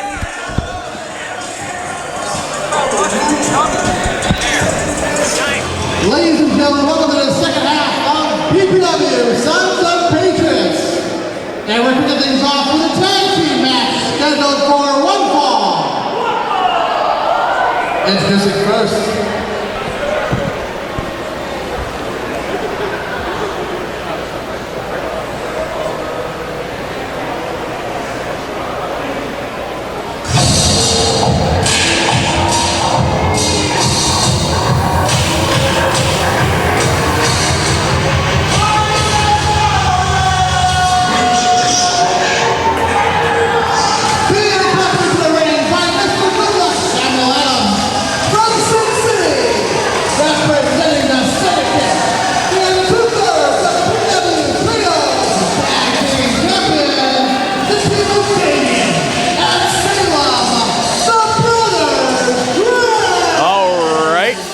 Welcome back to the second half of PPW Sons of the Patriots. We are still here from the Slatington Event Expo Center, and we're kicking things off with some more tag team action. This has been a tag team focused show. So far, we have 3 tag team matches, and here's one more. We got the Brothers Gray versus the Vetrano Brothers. And if you're not familiar, the Brothers Gray, the PPW Trios champions alongside Sam Adams. Together they formed the Syndicate. They've been publicly gunning for the tag belts ever since they attacked champions South Philly's Finest last month. And their brutal attack on Brazzi and Conway took place during a defense against the Vetrano Brothers. And tonight, both teams look to settle the score and possibly get another shot at tag team gold.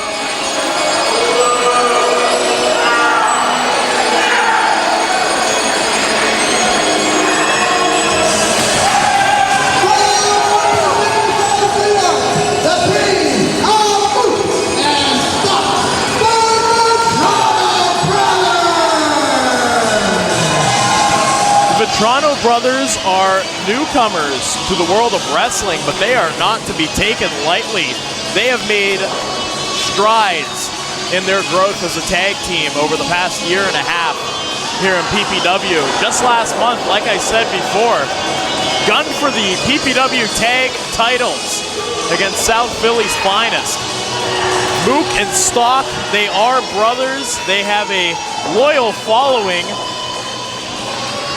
And tonight, they might have bitten off more than they can chew against the Brothers Gray, but I'm not going to underestimate them here.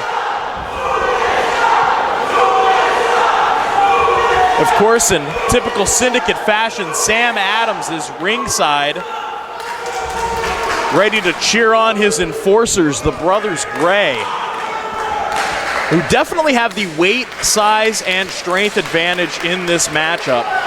Though the Brothers Gray have that chemistry. They've been training since they were kids. This is their lifelong dream. And putting their strength together, they can fight this uphill battle and potentially win, potentially work their way to another title shot. And as you can see here, Salem Gray Locking in that head scissors. Stock managing to escape. Arm drag down to the mat.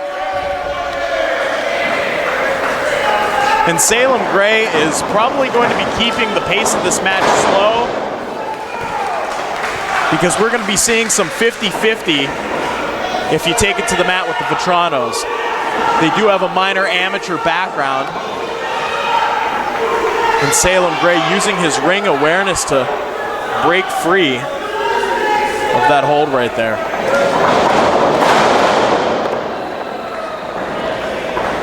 Very nice lariat from Salem Gray, and a hot tag to Damian Gray, the big man. Kick stomp by Mook Vetrano. Locking in that headlock. Went for a fake out, but a dive taking down the back of the knee there, almost bringing Damian to his feet. And I guess I'm not going to be doing this match alone. I'm being joined here by Frederick Akers. How you doing, bud? I'm doing good. Thank you for inviting. I saw you by yourself. I was like, oh, let me Yeah. join, right. Well, you know, it is what it is. We got some awesome tag team action here. The Vetranos and the Brothers Gray. You gotta watch out for Samuel Adams, though. He could be the leading factor in the Syndicate. Of course. Freddie, what do you think you're doing in my seat? Sorry, man. Jeez. I leave for 1 minute and I come back. Vetrano reeling in the corner as the Brothers Gray tag in and out. Salem Gray back into the ring. Gotta tell you, Freddie, that's pretty impressive ring announcing there. I gotta give you a props. Oh, thank you. Thank you. Look at that kick to the skull of I'm a close Vetrano. second. I'm a close second. All right, let's get back to the action at hand here. Salem Gray dressing down the ref while Sam sneaks a hit in. I believe that was with the trios title. I couldn't see it, but I believe that's what it was. Sam Adams back out here tonight. Saw him a little bit earlier. What did you think of that matchup, Freddie? I thought it was very good, but Ricky Price had his number. Absolutely. It was Ricky Price's time to shine, and he reached out and grabbed that brass ring, as they say. I think maybe Salem Gray slamming Mook Vetrano down to the mat. I think maybe he had a little influence by the Funk Brewery bikes that they have out now. Well, maybe after the match there, Freddie. Always drink responsibly, folks. And look at this. Vetranos are in a bad situation here. Damian Gray splashing Mook over in the corner, doing anything to keep him away from his brother as they alternate those splashes. Power slam! Now, what would a win here tonight mean for the Vetrano brothers? Well, they might just find themselves back into that tag team title picture. Of course, they had their shot at gold last month when they wrestled South Philly Spinus. Unfortunately, that match was interrupted by the Brothers Gray and Sam Adams, the Syndicate, as they attacked South Philly. And this match for the Vetranos is almost like avenging South Philly. Both teams had a mutual respect for one another. Absolutely, this will be a huge win for the Vetrano brothers. I mean, we're looking at the trios tag team champions in the ring right now. I mean, two-thirds of them. They can get a third partner and then have a trios championship match, yeah? All right, Salem Gray coming back into the ring, even though he's not the legal man. He's just going to town working on the Syndicate. And Stock is, as you said, going to town here. Who let the dogs out?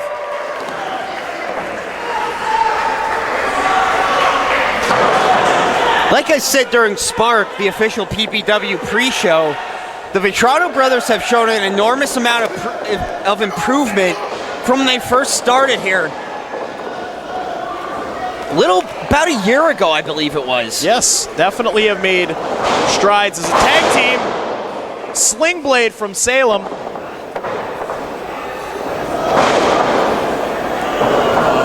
Oh, look at that. Nice. What goes up must come down. The Vetranos using gravity to their advantage. On their father's birthday. Shout out to Daddy Vetrano. Papa Vetrano, we should Damien say. attempting to bring up stock for that slam there. Couldn't quite do it. We might be seeing some brotherly love here. Well Beautifully done.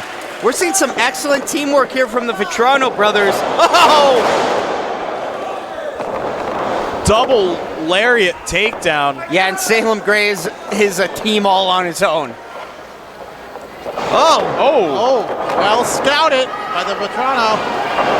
And now look at Sam Adams up on that apron. Come on. Once again, whacking with that trios belt, but unfortunately our official did not see it.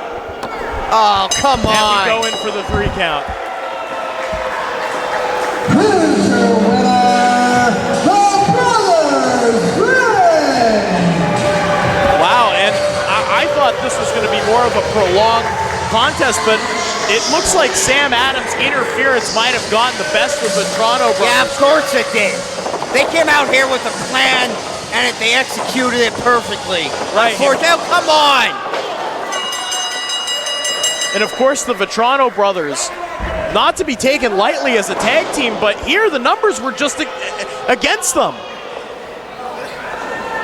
Oh, now come on, we need some order here. Order in the court.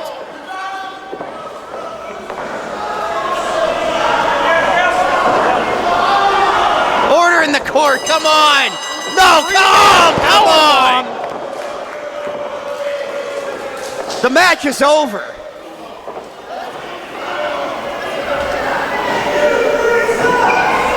Oh, there's no glory in this, I'll tell you that, St. Clair.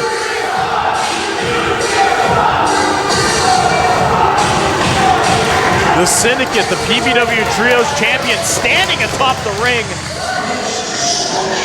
Gold in hand.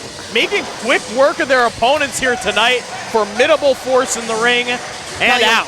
Tell you what, they better shine up those belts and take some selfies. There's the rumor mill is swirling right now about the Trios division, and I'll just leave it at that.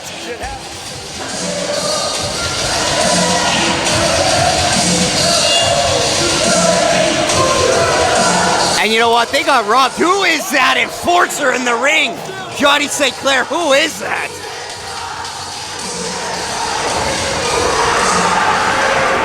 That's the enforcer. He looks like a bouncer. He looks more like a bouncer than a pro wrestler, St. Clair. That's a big guy. The Vetranos still. They brought the big guns tonight. Certainly they did. The Vetranos taking that loss on the chin, living to fight another day. You know what? Yeah, living to fight another day. They're gonna go home, cut Papa Vetrano's cake, have a couple beers, and they'll be back for their next contest here at PPW. That's right, EJ. It's important to remember that the Vetranos are still young. They have a lot of promise. They have a lot more to show us in the ring, and one loss like this isn't going to knock them down. I mean, they already have proven themselves to be title contenders. I mean, they had their title shot last month. It's not their fault that Sam Adams is a liar and a cheat and a fraud. 5 tickets for $5 or $10 you get the length of Gavin. And it'll be going around now. Get your 50-50s. The drawings will be after the main event. Tell you what, 50-50, best deal in indie wrestling. Yeah, you really can't beat it. The length of Gavin you get for $10. For one ball.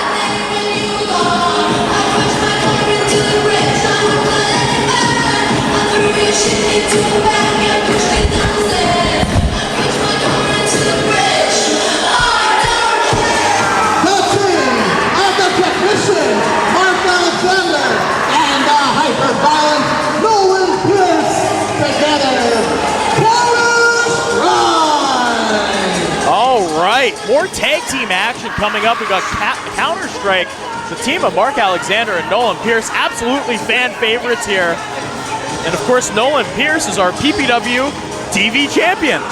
Absolutely, and their opponents tonight, CXR. I know they're one of your favorites, St. Clair. Why don't you tell us a little bit about them? Yes, I am a fan of CXR. They are a up-and-coming tag team here in PPW, and in the 3 matches that they've competed here, they've only faced championship material. Twice they lost, and just last month they finally got one over on them. So it's on to greener pastures for CXR against the premier tag team of Counter-Strike. They are definitely moving up in the division, and I'm interested to see how these 2 seasoned tag teams are going to work in a contest with some semblance of sportsmanship, unlike those matches against Joey Martinez and Vinnie Mac. Can't expect too much from them.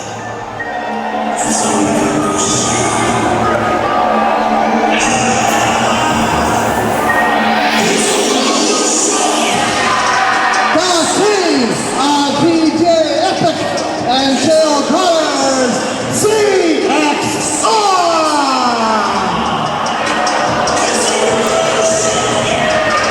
CXR making their way to the ring here. Tell you what, warm welcome here from the Slatington audience.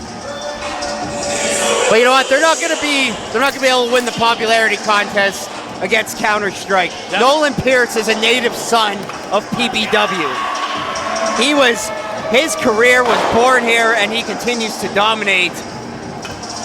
That's right, he is the hometown hero here, even though he's not from Slatington. He is a homegrown hero, I should say, Nolan Pierce and Mark Alexander. And nothing wrong with a little homegrown. We're starting things off with Chael Connors in the ring.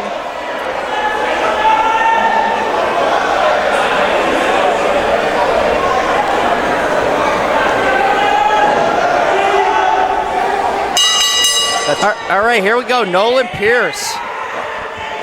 Right, Nolan Pierce and Chael Connors. Tell you what, I keep saying it. We said it about the heavyweight division, but as we were talking about earlier, the tag team division's absolutely stacked right now. Look at these 2 teams. That's right, we've had 3 tag team matches tonight, and South Philly has a revolving door of challengers. And look at that drop kick from Nolan Pierce, that offense that he's known for. Be interesting to see if CXR can match it here tonight.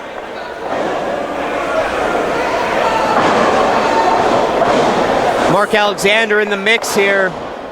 Connor gets out. Tag to his partner. Mark Alexander with that uppercut. Take over to TJ Epic's double team maneuver here. Nolan Pierce, oh, drops a knee.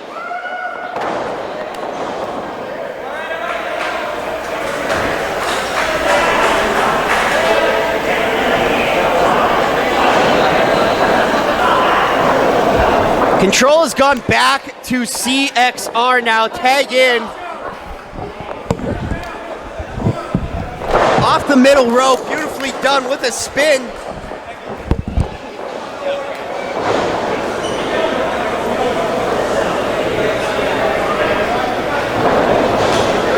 And tag from the back. Boom, beautifully done. Single arm bulldog. Poetry in motion from CXR. TJ Epics with the cover, only gets a 2 count. And Mark Alexander trying to get into the ring to help his partner. Can't seem to do it, being held back by Rankin. And Nolan Pierce going face first into that turnbuckle. I'll tell you what, we are seeing some great teamwork here from CXR. All right, look at this chemistry. Not to take anything away from Counter-Strike, but you know, Nolan Pierce, you have to figure he may be focusing more on his solo career right now with that TV championship. Right, that's entirely possible. I mean, might throw a little wrench in their gear and their game plan. How could you train for 2 divisions at once. It's very difficult. Right. Well, I mean, 3 even. Last month, Counter-Strike teamed up with Andy Header, where they challenged the Syndicate for the Trios titles. And I said corrected. 3. Yeah, 3. And now it seems like they're returning to their bread and butter, which is tag team wrestling. But like you said, Nolan Pierce has singles competition to worry about as well. It could be a lot on your plate as a young tag team.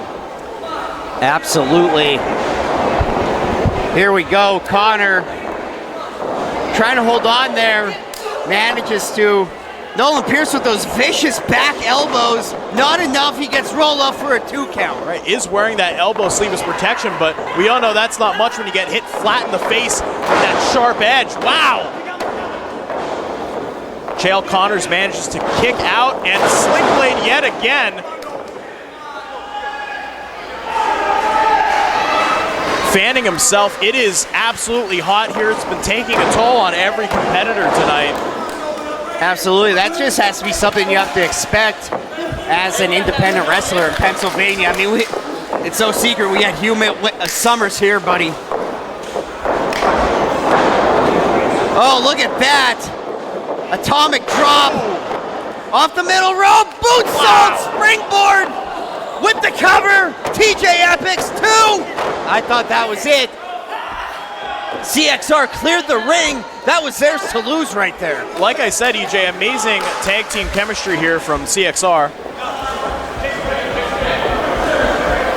Tag back out to Connor. I mean, look at Nolan Pierce. He's limping that. Oh, I spoke too soon. It was a ruse. Feign weakness. Alexander. Display strength. Spin that water into the air, missed it. And look at this, Mark Alexander like a bat out of hell. Double clothesline runs right through the double team of CXR. It's one clothesline after another. Mark Alexander is fired up. Stopped dead in his tracks, spinning kick down to the knee. Oh, step up Enziguri misses wildly into the ankle lock. Ankle lock cinched in. He's in the middle of the ring. We all know he has nowhere to go. We all know that this is one of the most dangerous submissions in the sport right here. Yeah, you can tear ligaments. Look at that. Nolan Pierce. Double submission. He has no choice. He's going to have to tap. He has that ankle lock deep. CXR fighting for that rope break. Oh, look at that! With the rolling senton, breaks it up. Incredible counter right there. That is certainly a way to get out of those submissions. That just changed the pace of the match right there, EJ. Absolutely. It kind of brought it to a standstill now. We are at a stalemate. Right, I thought that those submissions were locked in tight. They were far enough away from the ropes. I thought that was it, but looks like we're back on even footing for both teams. Stereo maneuvers here from CXR. Oh, sidestep. Look at that double German! They fooled him in half! Counter-Strike is back on the keyboard and they are taking headshots. Incredibly impressive here. Passing one off to the other. For the cover, 2, 3, no, it was broken up right at the last minute by TJ Epics.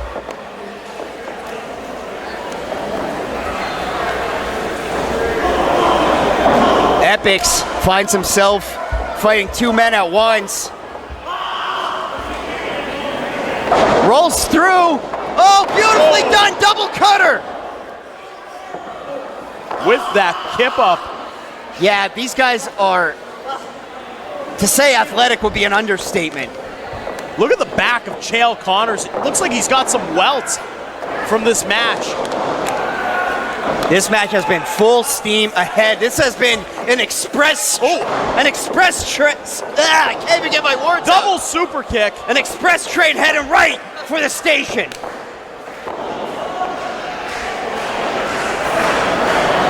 Oh, look at that. Drops him, hooks the leg, 3, no! Counter-Strike is still in this one. And if you're CXR, you have to be thinking to yourself, what do we have to do to put this one in the books? I'm losing my voice. What a matchup this has been. Tag team division, red hot. This was a bad month, or maybe it was a good month for SPF to take off, because when they get back, they are going to find themselves with targets on their back. You know what they'd say? Bring it on. Look at this. Double cover. 3. Double. Nolan Pierce and Mark Alexander. Counter-Strike. Double roll-up from Counter-Strike. Great match. Great performance there. That was an excellent match. That was a showcase of 2 young up-and-coming tag teams at the top of their game right there. That's what indie wrestling's all about, Johnny St. Clair. Absolutely, and show of sportsmanship. Show of sportsmanship from both teams here. Yeah, you're not gonna get it. You're not gonna get any disrespect in that ring. Right, like we said, no bad blood whatsoever. You love to see it.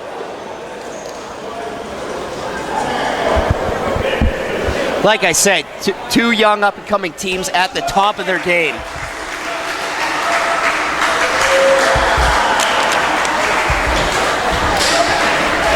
Look at that sign of sportsmanship. What a card it's been so far. The Code of Honor, isn't that a throwback? What a card we've had so far, though, Johnny St. Clair. I mean, the action has been red hot from the opening match. Gentlemen, don't leave. Who's that, Ruda? It is. See what he has to say. Mark Alexander.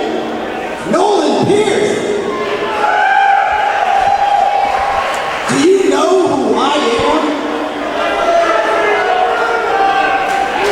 I'm your PPW General Manager, Mr. Ruda. And I've been scouting out the competition from over here all night. And holy moly. I didn't even have time to take a second of the video. Everybody here going crazy. You guys out of the world. You deserve an opportunity. And I want to give it to you tonight.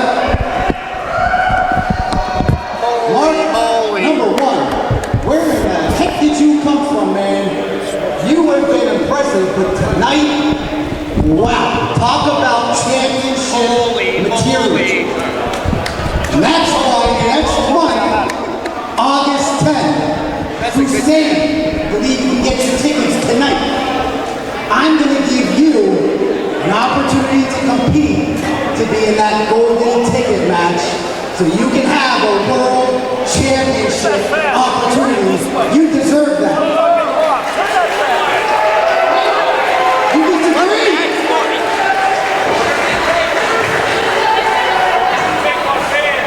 And for the television champion. All right, shoot your shot. I've been here for 5 years, and this is the first time I've ever grabbed a microphone here, so you know it's important. Oh, yeah. See, I've held this title twice now, and everybody I've had to deal with still getting that, my way has been a tough challenge. But here at PPW, this isn't all. There's things that some people may view as higher. So I'm shooting my shot, Ruda. I think I'm ready to become PPW World Heavyweight Champion.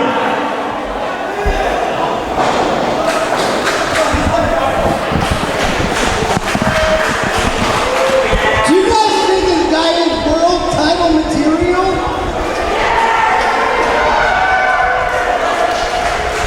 All right, hear me out. I got a counter offer for you.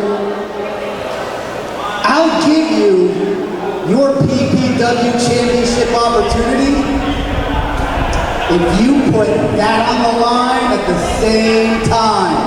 Television championship versus the PPW championship. Nolan Pierce versus Facade. What do you say?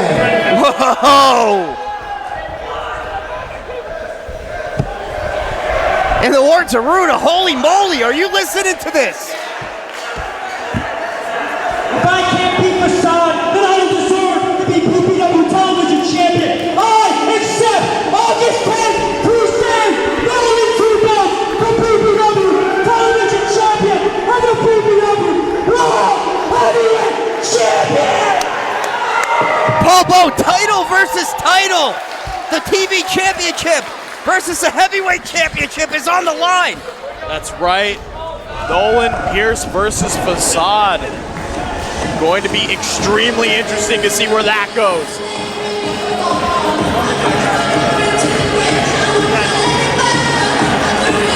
In my car.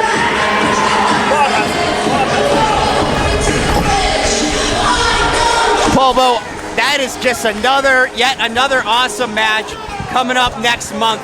St. Clair, what do you think about that? Title versus title. Well, it's not a situation you see very often, but It's not unprecedented, though. it is. I'm excited. Title versus title. That's a rare stipulation. Not unprecedented, though. I mean, Nolan Pierce calling out Facade, Clutch Adams, whoever that champ is. I mean, I love Nolan, but I mean, this is a big step for him. Right. It'll be interesting to see if he can handle it. Yeah, I mean, we'll see.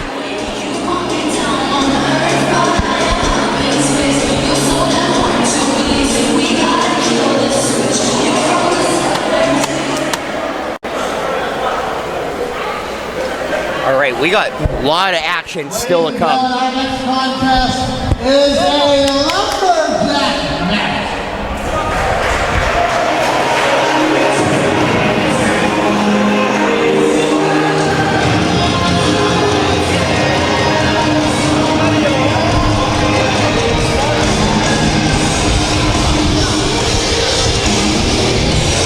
Here come our lumberjacks. That's right, folks. It looks This- like they picked up these lumberjacks at Denny's eating pancakes. Come on, EJ. That's our PPW locker room coming out to serve as the Lumberjacks for the women's title match, which I've had circled on the card. Cannot wait. We got Adina There's Steele. some heavy hitters out there. That's right. We got Adina Junie Steele Underwood. taking on Sammy Chaos. Ricky Price is out there. Nick Robles. Right? A lot of familiar faces here. We got Philadelphia Playboys out there. Nat Castle. Ready Got to stand guard Zach Zander. and make sure that this match is seen through to the end and is settled in the ring. Yuri Nagi's out there. We got the whole locker room cleared out for this lumberjack match.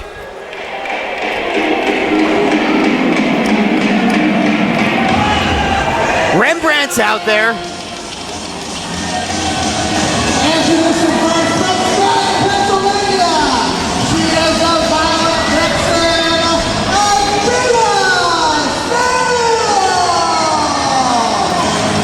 Adina Steele made her return, her long-awaited return to PPW last month, and took on Sammy Chaos, and of course that one ended in a double count out. So tonight, the stipulation was added that this will be a lumberjack match, and look at the superstars surrounding the ring. That means no one can come in and no one can come out. That's right. And It's like Willy Wonka's factory. nobody ever goes in. Nobody ever comes out. That's right. And it's important to mention here that Adina and Sammy have had prep time this time around. Adina was a surprise challenger for Sammy last month. Not the case this time. They've had a month to prepare. They've had a month to get their affairs in order. Very interested to see how this match turns out.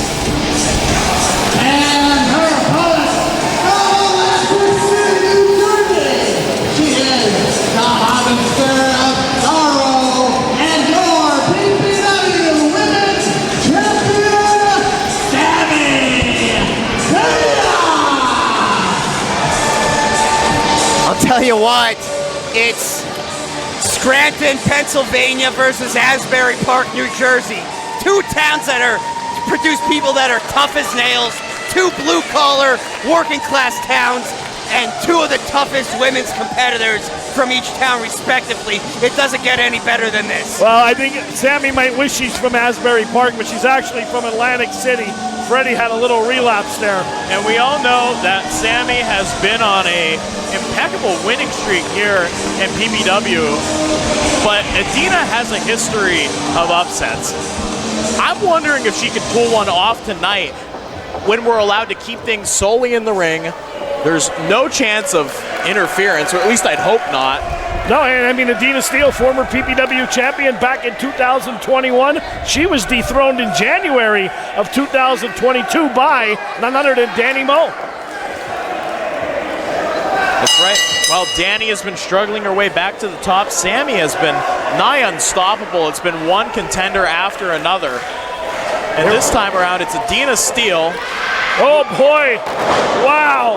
You talk about brute strength. Is that a preview of things to come in this match? Well, we'll see. Adina Steele has just as good of a chance as anybody does at dethroning Sammy Chaos. Yeah, next to nothing. Adina's gonna have to use that speed and little martial arts style kicks there by Adina. Look at this.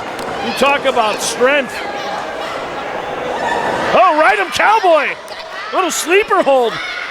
Yeah, going old school here, jumping on the back. Good night, Irene. When the leg kicks don't work, your next best option is to put them to sleep. Oh man, but Sammy just backing her way into the corner.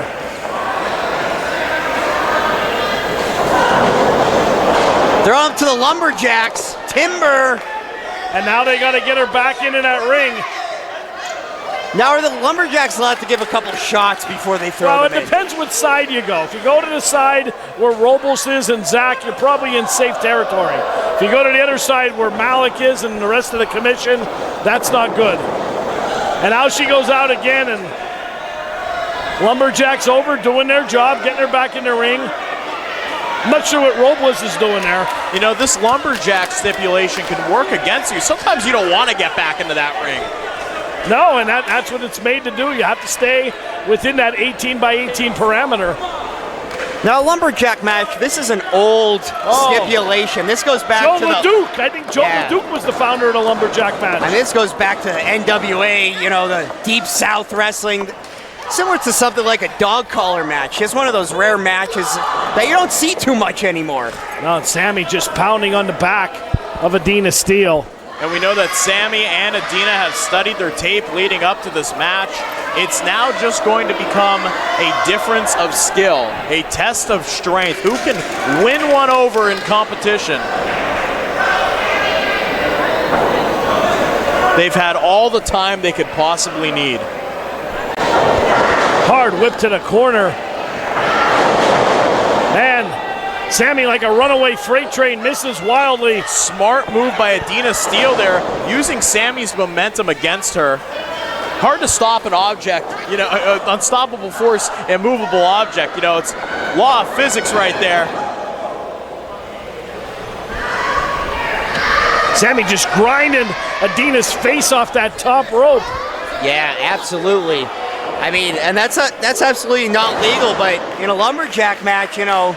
There's no DQs. Yeah.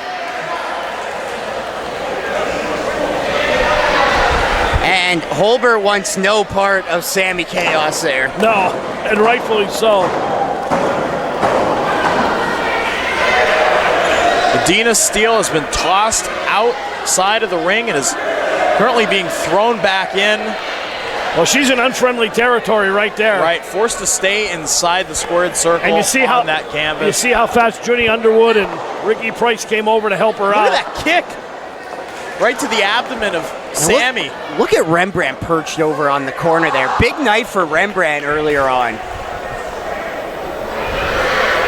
I don't trust Sammy him. I still don't that trust arm. him. Oh, man, and down she goes. Kick out at 2. That is the cockiest pinning maneuver I've ever seen. Whenever anybody does it, the 1 foot on the chest, it's a sign of somebody who knows. It's a sign of disrespect, honestly. It's a sign that you don't respect your opponent. Not at all. Well, I don't think that was in contention. I don't think Sammy Chaos has respect for anybody. I happen to agree with that, including Jim Holbert. Wow. Well, Holbert's doing the best he can in there, but I don't envy his position right now.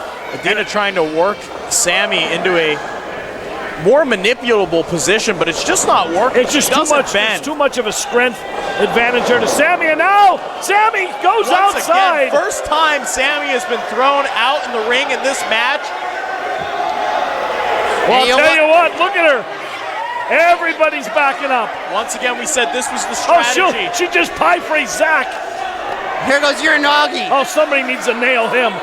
Our official is not exactly faced. Oh, there we go. There's a punch right in the face. She's taking no prisoners. No need for lumberjack. Sammy will get back in the ring herself. And look at Judy Underwood. He's running the other way. I don't blame him. Wants nothing to do with this. EJ, you should have went out to be a lumberjack out there. Yeah, no thank you. I would bring an axe with me. And like I said earlier, Adina Steele's best chance here is obviously she's not going to dethrone Sammy in the strength department. She needs to use that momentum against her. Getting out of the way when she's running towards the turnbuckles. Holding the rope open for her. Those are valid strategies. Use Sammy's size and strength against her to earn that victory. Stick and move. You got to stick and move. You know what? We haven't even seen Sammy Chaos off her feet but a few times in her entire body block. Oh my God. Oh boy. She's picking her up from her knees. Look at that. Oh man. And the air just came right out of Adina Steele. Adina Steele is flattened like a pancake. And Sammy taking her time, dragging Adina. Oh, we've seen this so many times. Over to the corner. I think she's setting her up for that Vader bomb. And here comes the syrup and butter on top, Paul Bow. Up top. Sammy! He needs to roll out of the way. Oh! You can count to 100 here. There's no way she's kicking out. Well, don't speak so soon, Paul. She needs to get that 3 count. 1, 2, 3, it's over. And somebody better check on Adina Steele. Sammy Chaos is running roughshod. Wow. I'll tell you what. Talk about a W. We don't need a doctor out there. We need a coroner for Adina Steele. A valiant effort from Adina Steele, but we need a necromancer. Sammy Chaos goes into month number 4 of her title reign as PPW Women's Champion. And you know what that means, Johnny? Next month, it's Harleen Lopez versus Sammy Chaos. That's right. What a matchup that's going to be. Every division right now at PPW is on fire. The women's division, the tag team division, the heavyweight division. And now Nola Pierce putting that TV title up against the heavyweight title next month. So much action here at PPW, and the icing on the cake is about to be spread. Our main event is coming up. We have a heavyweight title match. The champion, Facade, takes on Clutch Adams, coming up next.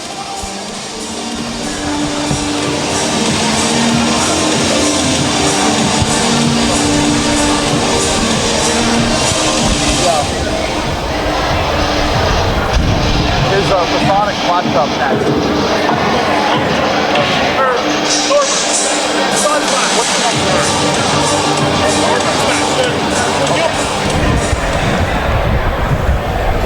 Correction there, folks. Our main event will be occurring after this match. This is the penultimate match here. Let Freddie introduce it. August the 10th. Tickets will be going on sale right after the main event, as well as the 50s. We're going to be seeing some more multi-man action here as the commission takes the stage. Oh, I see the sparklers are out in full force. You know what that means. Who's first? Introducing the special guest.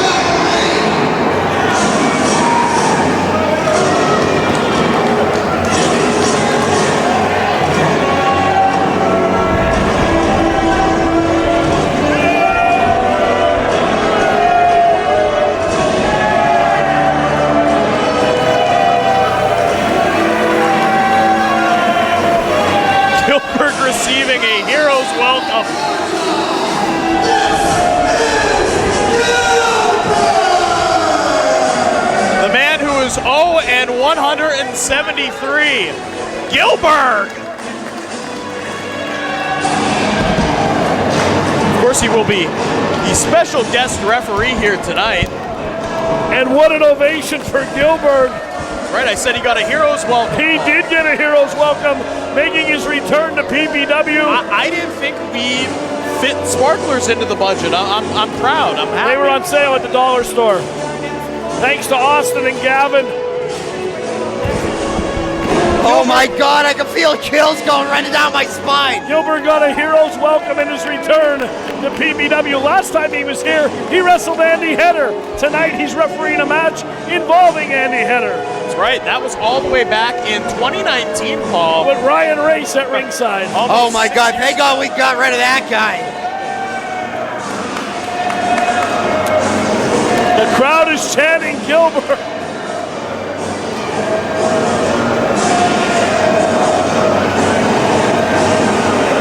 And he'll have his hands full.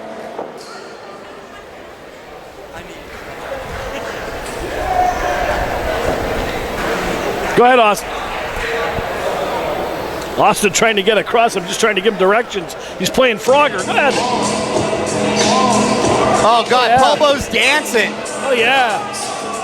Here comes the ring by and the team of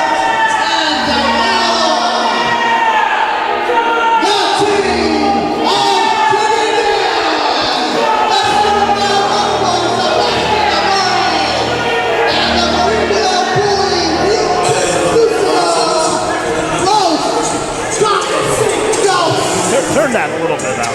It is looking like the island of misfit toys out Hey, here. it's definitely like as- Rudolph's Shiny New Year. As Travis Norbert has assembled his collection of miscreants and goons. Where did he get Rita Van Housen from? I don't know. I mean, he must have went down to the unemployment line. I mean, we got a collection of characters here. We got the Philadelphia Playboy, we got Logie P, Damian Malik, and of course the young upstart, Sugar Dan. And tonight they are teaming up with Los Toxicos, a pretty renowned tag team since they debuted here in PPW. They've had a lot of momentum, so it's interesting to see Travis Norbert start aligning himself more with the bigger teams here in PPW. their opponents.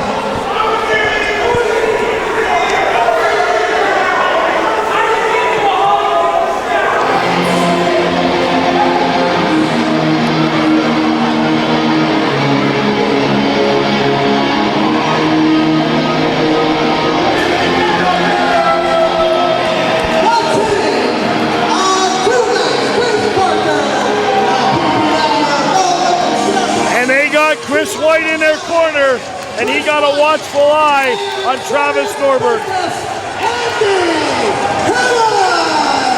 And here they are, the Super Friends have arrived. It's nice and smooth, being our PPW No Limits champion, Tom Mitchell, and his partner, Trace Parker. You know, I saw a picture of Trace Parker the other day on Facebook, and I think he's going to have a PED test because those guns needed a license that he had at the bar. That's right, and they are teaming up with Andy Header tonight. Striking a pose, Mitch holding the gold above his head. You love to see it.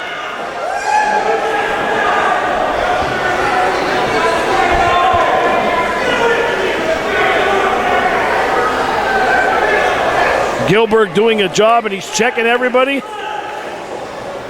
First person he checked for Header. I wonder if that's something from the past.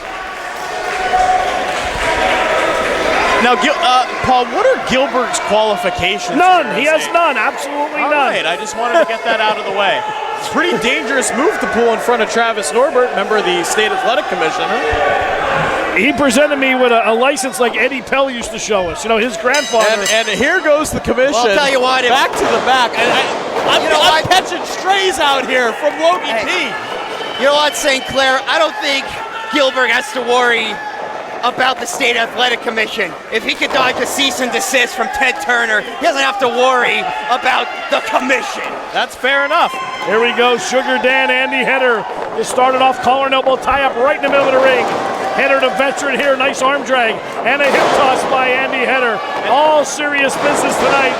Drop kick into the corner, and here comes Sebastian Amare. And nice arm drag by Mitch. And another one by Tom Mitchell.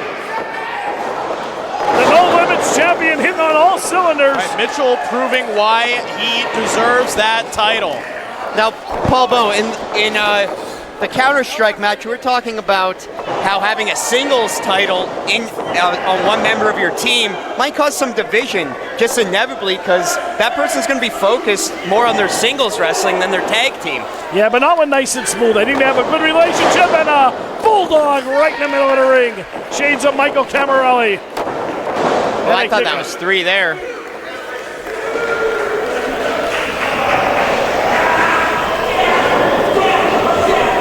Got him up top, down to Sugar Dan, and here comes the tag to the big man, Ludic Stuccio. He is the muscle of the Los Toxicos faction, and now with the commission, Andy Header says, you want a piece of me? We'll do it now. Both men sizing each other up. Look at that forearm to Header's face. Header firing back right hands. Beautiful high kick there from Andy Header. He's going to go up top. Oh, kicks Amare right off the apron. Header, flying body press right in the hands of Stuccio. Caught him. Fallaway slam.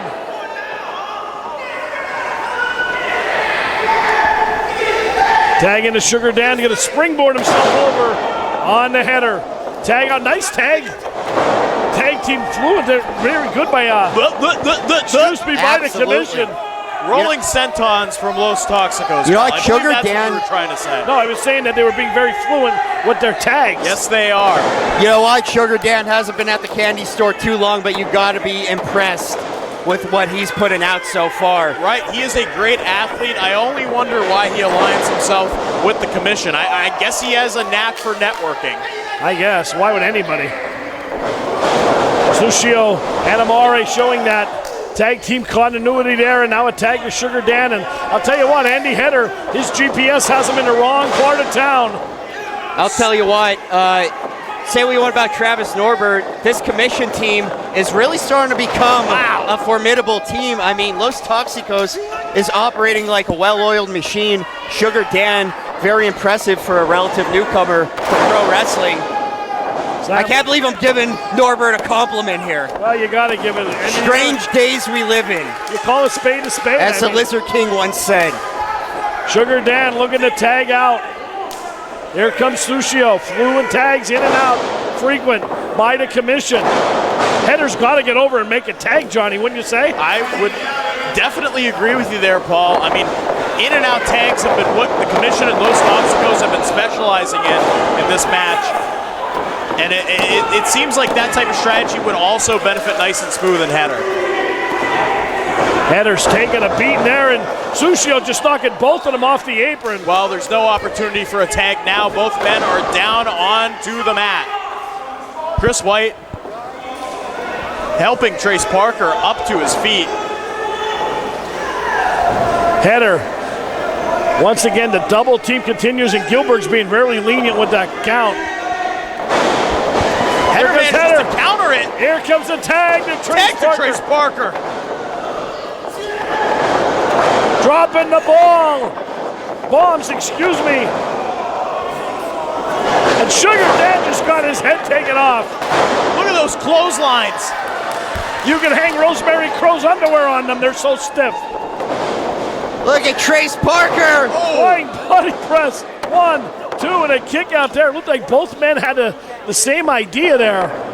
Yeah, countered at the same time, still effective nonetheless. Tom Mitchell now into the ring. Here comes the double team effort. Los Toxicos in, and I'll tell you what, you gotta like Los Toxicos. They are just all over the place. Mitchell up, fireman's carry. Oh, drops him real hard there. Oh, and the big man Stuccio just dropping bombs. Neck breaker by Trace Parker. This thing is just evolved quick. Oh, Snapdragon suplex by Sugar Dan. Sugar Dan with that bicycle kick now. Like I said, Don't sleep on Sugar Dan. No way. Header has him up. Beautifully done. Drives him into the mat, makes the cover. And a kick out again as Sushio pulls Header off. Double team effort continues. Oh man, that was brutal. Right on the neck.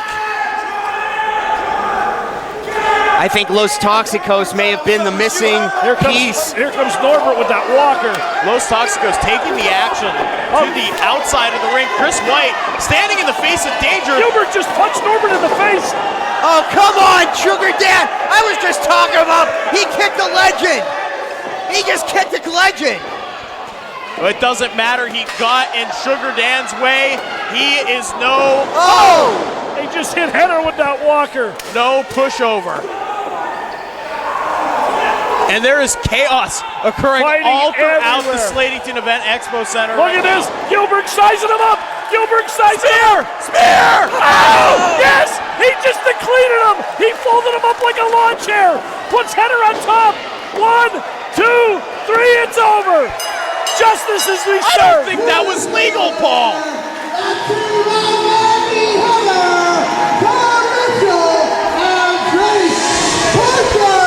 I told you Gilbert had no qualifications as a ref. Well, I think he just showed his qualifications right there. he just folded him in half like a lawn chair.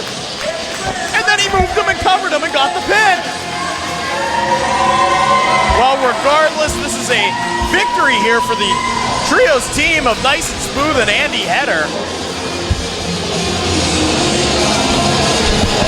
Now, you know, last match I said our main event was coming up. I meant after this match. And what a main event that is. We have the Neon Ninja Facade taking on Clutch Adams, former PPW heavyweight champion, looking to regain that title.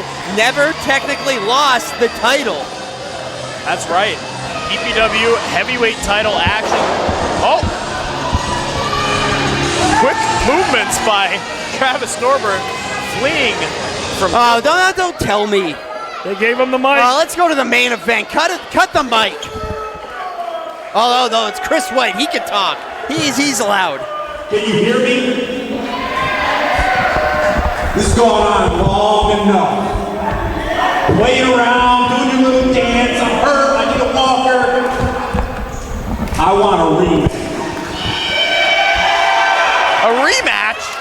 All my guys versus your guys. You know what, Mr. Mayonnaise Beard, Mr. Swine Carnival House no more? Name your terms. What are your terms? Huh? Name.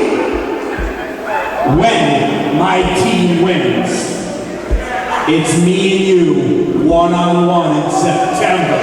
Oh, finally. One-on-one? Chris White... You know what? Only one condition are you going to get me one-on-one in September, buddy. You know what that condition? You know what that is? Huh? Guess what? Name it. If my team wins, you are in the commission. Whoa. What a stipulation there. You know, Chris White's getting real comfortable stepping inside that squared circle for someone who's not a wrestler. I'll tell you what. And he accepts. The terms have been laid. So, what I sat here and listened to tonight from the commentary table, on August 10th, Chris White and three of your choice, that'll be 4 men, against 4 of Travis's regents, 3 of them and himself, in a 8-man tag match right here in Slatington. And if you win, you get 5 minutes with him. 5 minutes. 5 minutes is a long, long time. September 14th. You guys want to see that? Where's Mr. Luna? We just want to make that finalized. Where is he? There's Mr. Luna. Can we do it, Mr. Luna? Can we finalize it? I think, what's the phrase that everyone loves today? It's official.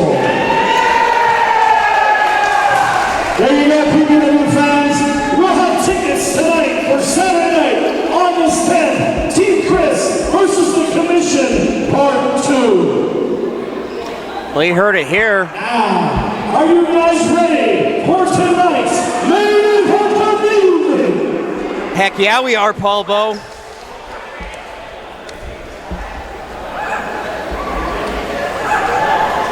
Even the dogs are ready for the main event. We got PPW heavyweight title action here.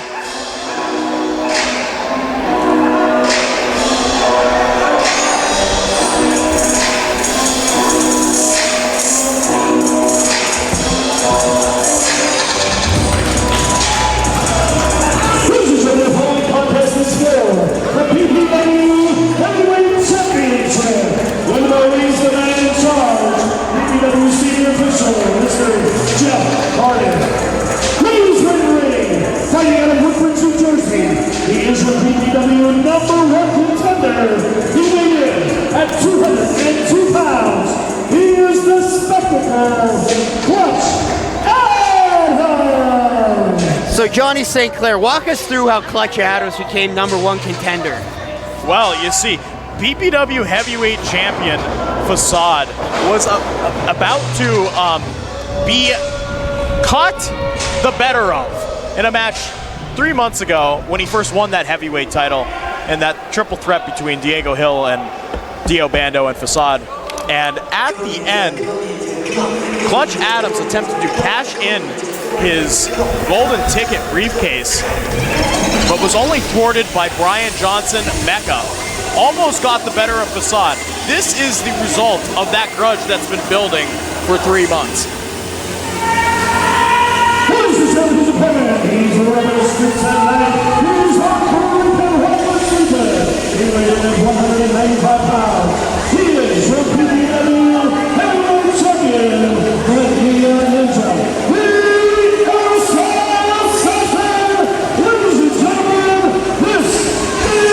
Oh, look at that! Come on! And that, like we said, folks, this is just dirty. Clutch Adams has been a totally different man, looking to get even with Facade, and Facade being caught off guard here, but I wouldn't count him out. This is just another day in the office for him. Hasn't even gotten a chance to remove that title from around his waist before being subjected to a chop by Clutch Adams. These two men haven't even gotten to the ring. The belt has not even rung yet. No, Facade was jumped in the entranceway. Working their way over to the crowd, coming over by us. Facade getting the better of Clutch Adams. And now fighting out into the corner. This is insanity. I mean, Facade's entrance video still playing. This was just completely derailed, this main event. Like I said, this is a blood feud. This is a grudge match. Facade, the circumstances surrounding their rivalry, Clutch's cash-in, has made this a must-see.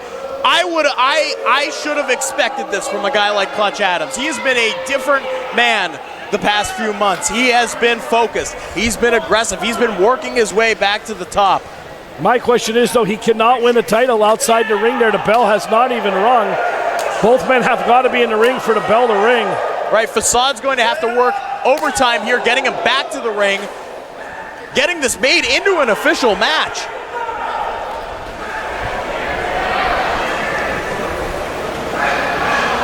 And they're all the way over on the other side of the Expo Center. Hard to see from our vantage point here. Facade trying to fight back. They're on the loading dock there. Well, if they go outside, we will follow them, folks. They could fight all across the Slatington Expo Center. Our coverage will remain the same. They might end up down in the Lehigh River. Facade missing, but quickly regaining control of the crowd.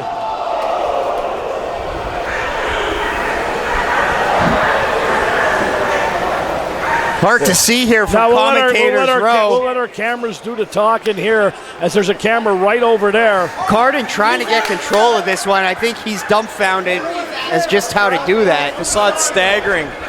Clearly caught off guard by that vicious attack, but like I said, we should have expected this from Clutch.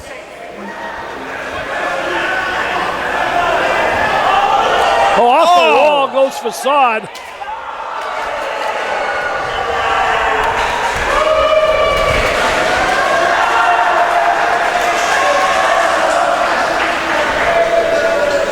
And Carden just keeps telling them to get in the ring, and they're just not listening to him at all. This is a street fight at this point. The bell hasn't even rang, Paul. No, and I don't even know where Bob is to ring the bell. You might have to ring it. Definitely going to affect the complexion of this match once these two men get back into the ring. Oh! Unbelievable, putting their bodies on the line, throwing it all out there. I heard the sound of that chair resonating throughout the Expo Center.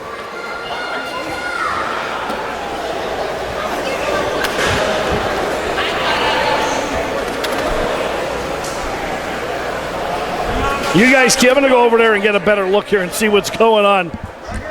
We need Paul's like a war correspondent going over there. Be careful. I think I'm gonna stay back here just for now.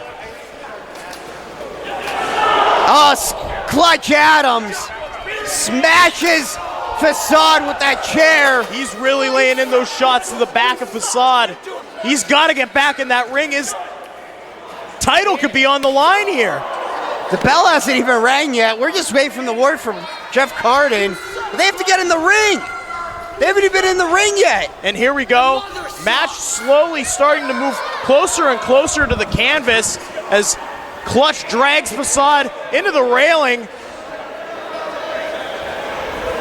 Carden finally lured them back in. Oh, knife edge chop from Clutch Adams to the chest of Facade. I'm not sure if there's strategy behind this from Clutch Adams, or if he just unleashed his rage and decided to attack the champion before the match even started here. This is brutality is what it is. This is assault. How's he gonna ring the bell? Very close call there. Facade's title almost lost in an instant as soon as the bell rang. Clutch going in for that pin. You know what? He should have got them to their corners first. Once again, laying it in, laying that headlock in. Maybe going for another pin. I've never seen anything like this in a main event before, Paul. No, it's just been chaos, and at least they're in the ring now, and Facade has a fighting chance to defend his title as Clutch just jumped him as he came in the door. He has his work cut out for him, but he's fighting uphill, managing to use that lightning fast offense to his advantage, and Clutch catches him off guard with that lariat. Once again, Clutch has just been one step ahead of Facade from the opening get-go, definitely because he jumped him in the entranceway. I think that has a lot to do with it, but Facade now trying to will this crowd, trying to get behind him. He's the people's champion here, and he's trying to get to that vertical base, but Clutch, he is a man that has been scorned by Brian Johnson, by Clutch defeating him, by everyone here at PPW. You know, he claims online he never lost his title 4 years ago. Technically, he really didn't. But, you know, things have changed, and, you know, he has a chip on his shoulder ever since. And once again, another pinfall. This isn't fair to Facade at all. Nothing resembling a fair match here, but I wouldn't count the Neon Ninja out just yet as he's trying to get back on 2 feet. Yeah, we've never seen Facade be the subject of a beatdown like this before. Definitely not. Usually gets the better of opponents right from the get-go. Just by the very definition, it's very hard to sneak attack a ninja. That's true. Kick out at 2 as Adams covers him there, and I'll tell you what, Adams got himself the last couple months in fantastic shape, dropped a lot of weight. He is shredded. Right, attempting to match those lightning fast reflexes and the quick style of Facade. He might have just done it here. Clutch going up top, looking for that clutch elbow. Rolling out of the way quickly. Well, that's a veteran maneuver right there by Facade. Rolling his way to the ropes, but Clutch quick to jump on him. Facade fighting back. Right hands into the stomach. And don't forget, guys, the heat in here tonight. It's really hard to mount the comeback. Facade knows that. Most of his offensive arsenal is above the top rope. But when the ropes are slippery, he knows he has to adapt. That's the reason Facade is heavyweight championship, though. He is able to adapt to any situation in that ring. Look, he is back in control of this matchup. Neck breaker by Facade, knife edge chop into the corner. Gonna send Facade for ride. Reverses a Facade hard into the corner. Backs up, nobody home. The Neon Ninja What the springboard? Oh, Pele kick right to the side of the head, floats over, shoulders down, hooks the outside leg, Trying and a kick to out of end two. this quick. Channeling the energy of the crowd here.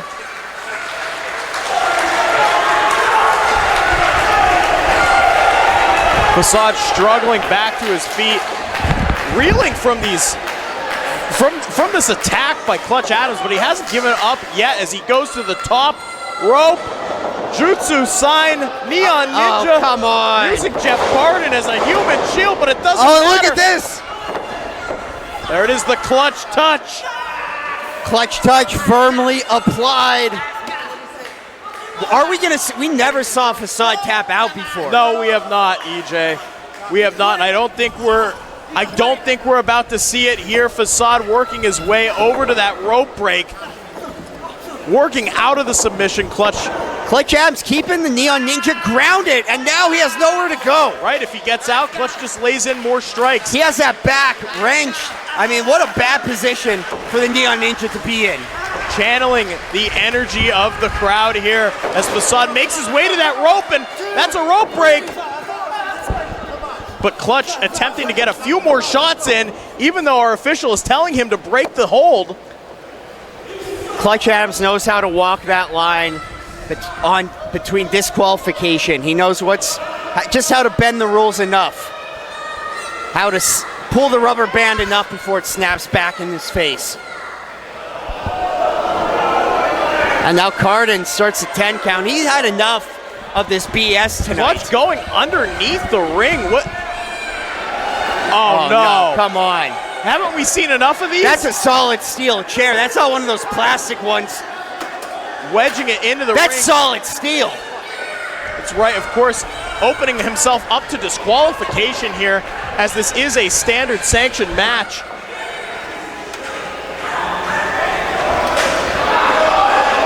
Laying that chair on the middle turnbuckle is Facade, roll up! 2 count, Facade's trying to end this quick. He sees the danger in the midst, in the form of that chair as he turns around, possibly trying to go for a suplex there. And series of turnovers here. Facade trying to fight out with that elbow, lands on his feet, cat-like. Reflexes.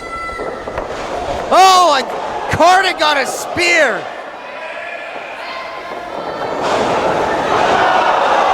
Another hit to Carden here. Dangerous position to put yourself in a title match. If there's no official, who's gonna make the count? Adams went for that chair.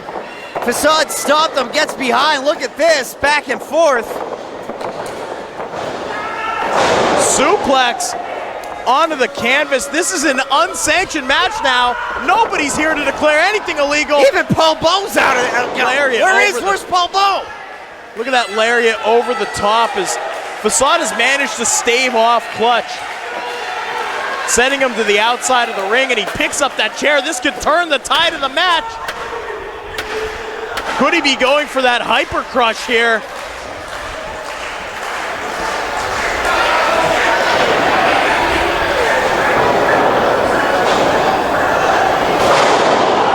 And a low blow by Clutch.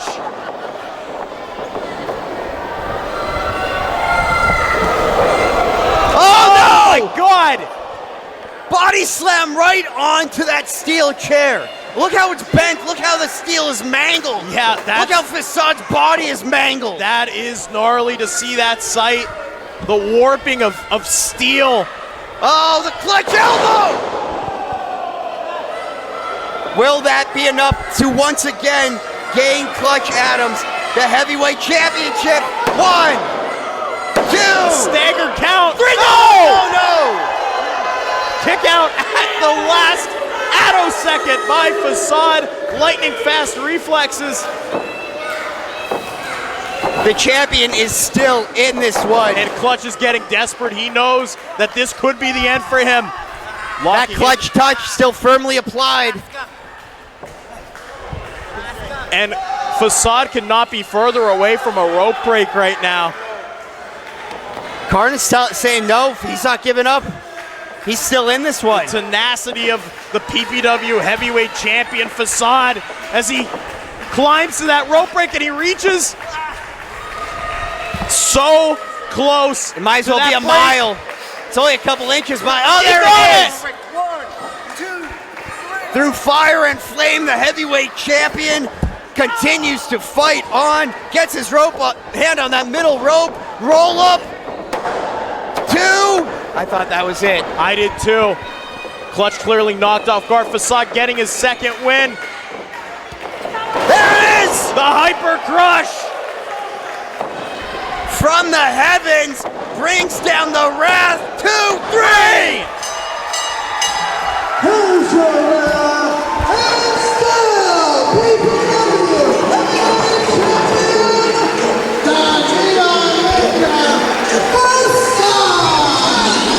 Johnny St. Clair, I know you got a lot to say about that match. Of course I do. Clutch tried every dirty trick in the book, and Facade still managed to come out and show why he is the PPW Heavyweight Champion. That was a hard-fought battle. I mean, the odds, talk about the odds being stacked against you, being pinned within the opening second of the match, attacked before it even began, pelted in the back with chairs, and still, Facade has managed to stand on the top of that rope by the end of the night, making him PPW Heavyweight Champion for 4 months now, EJ. His record continues as he walks into month number 4, PPW Conquest, August 10th. I can't wait to see who's next.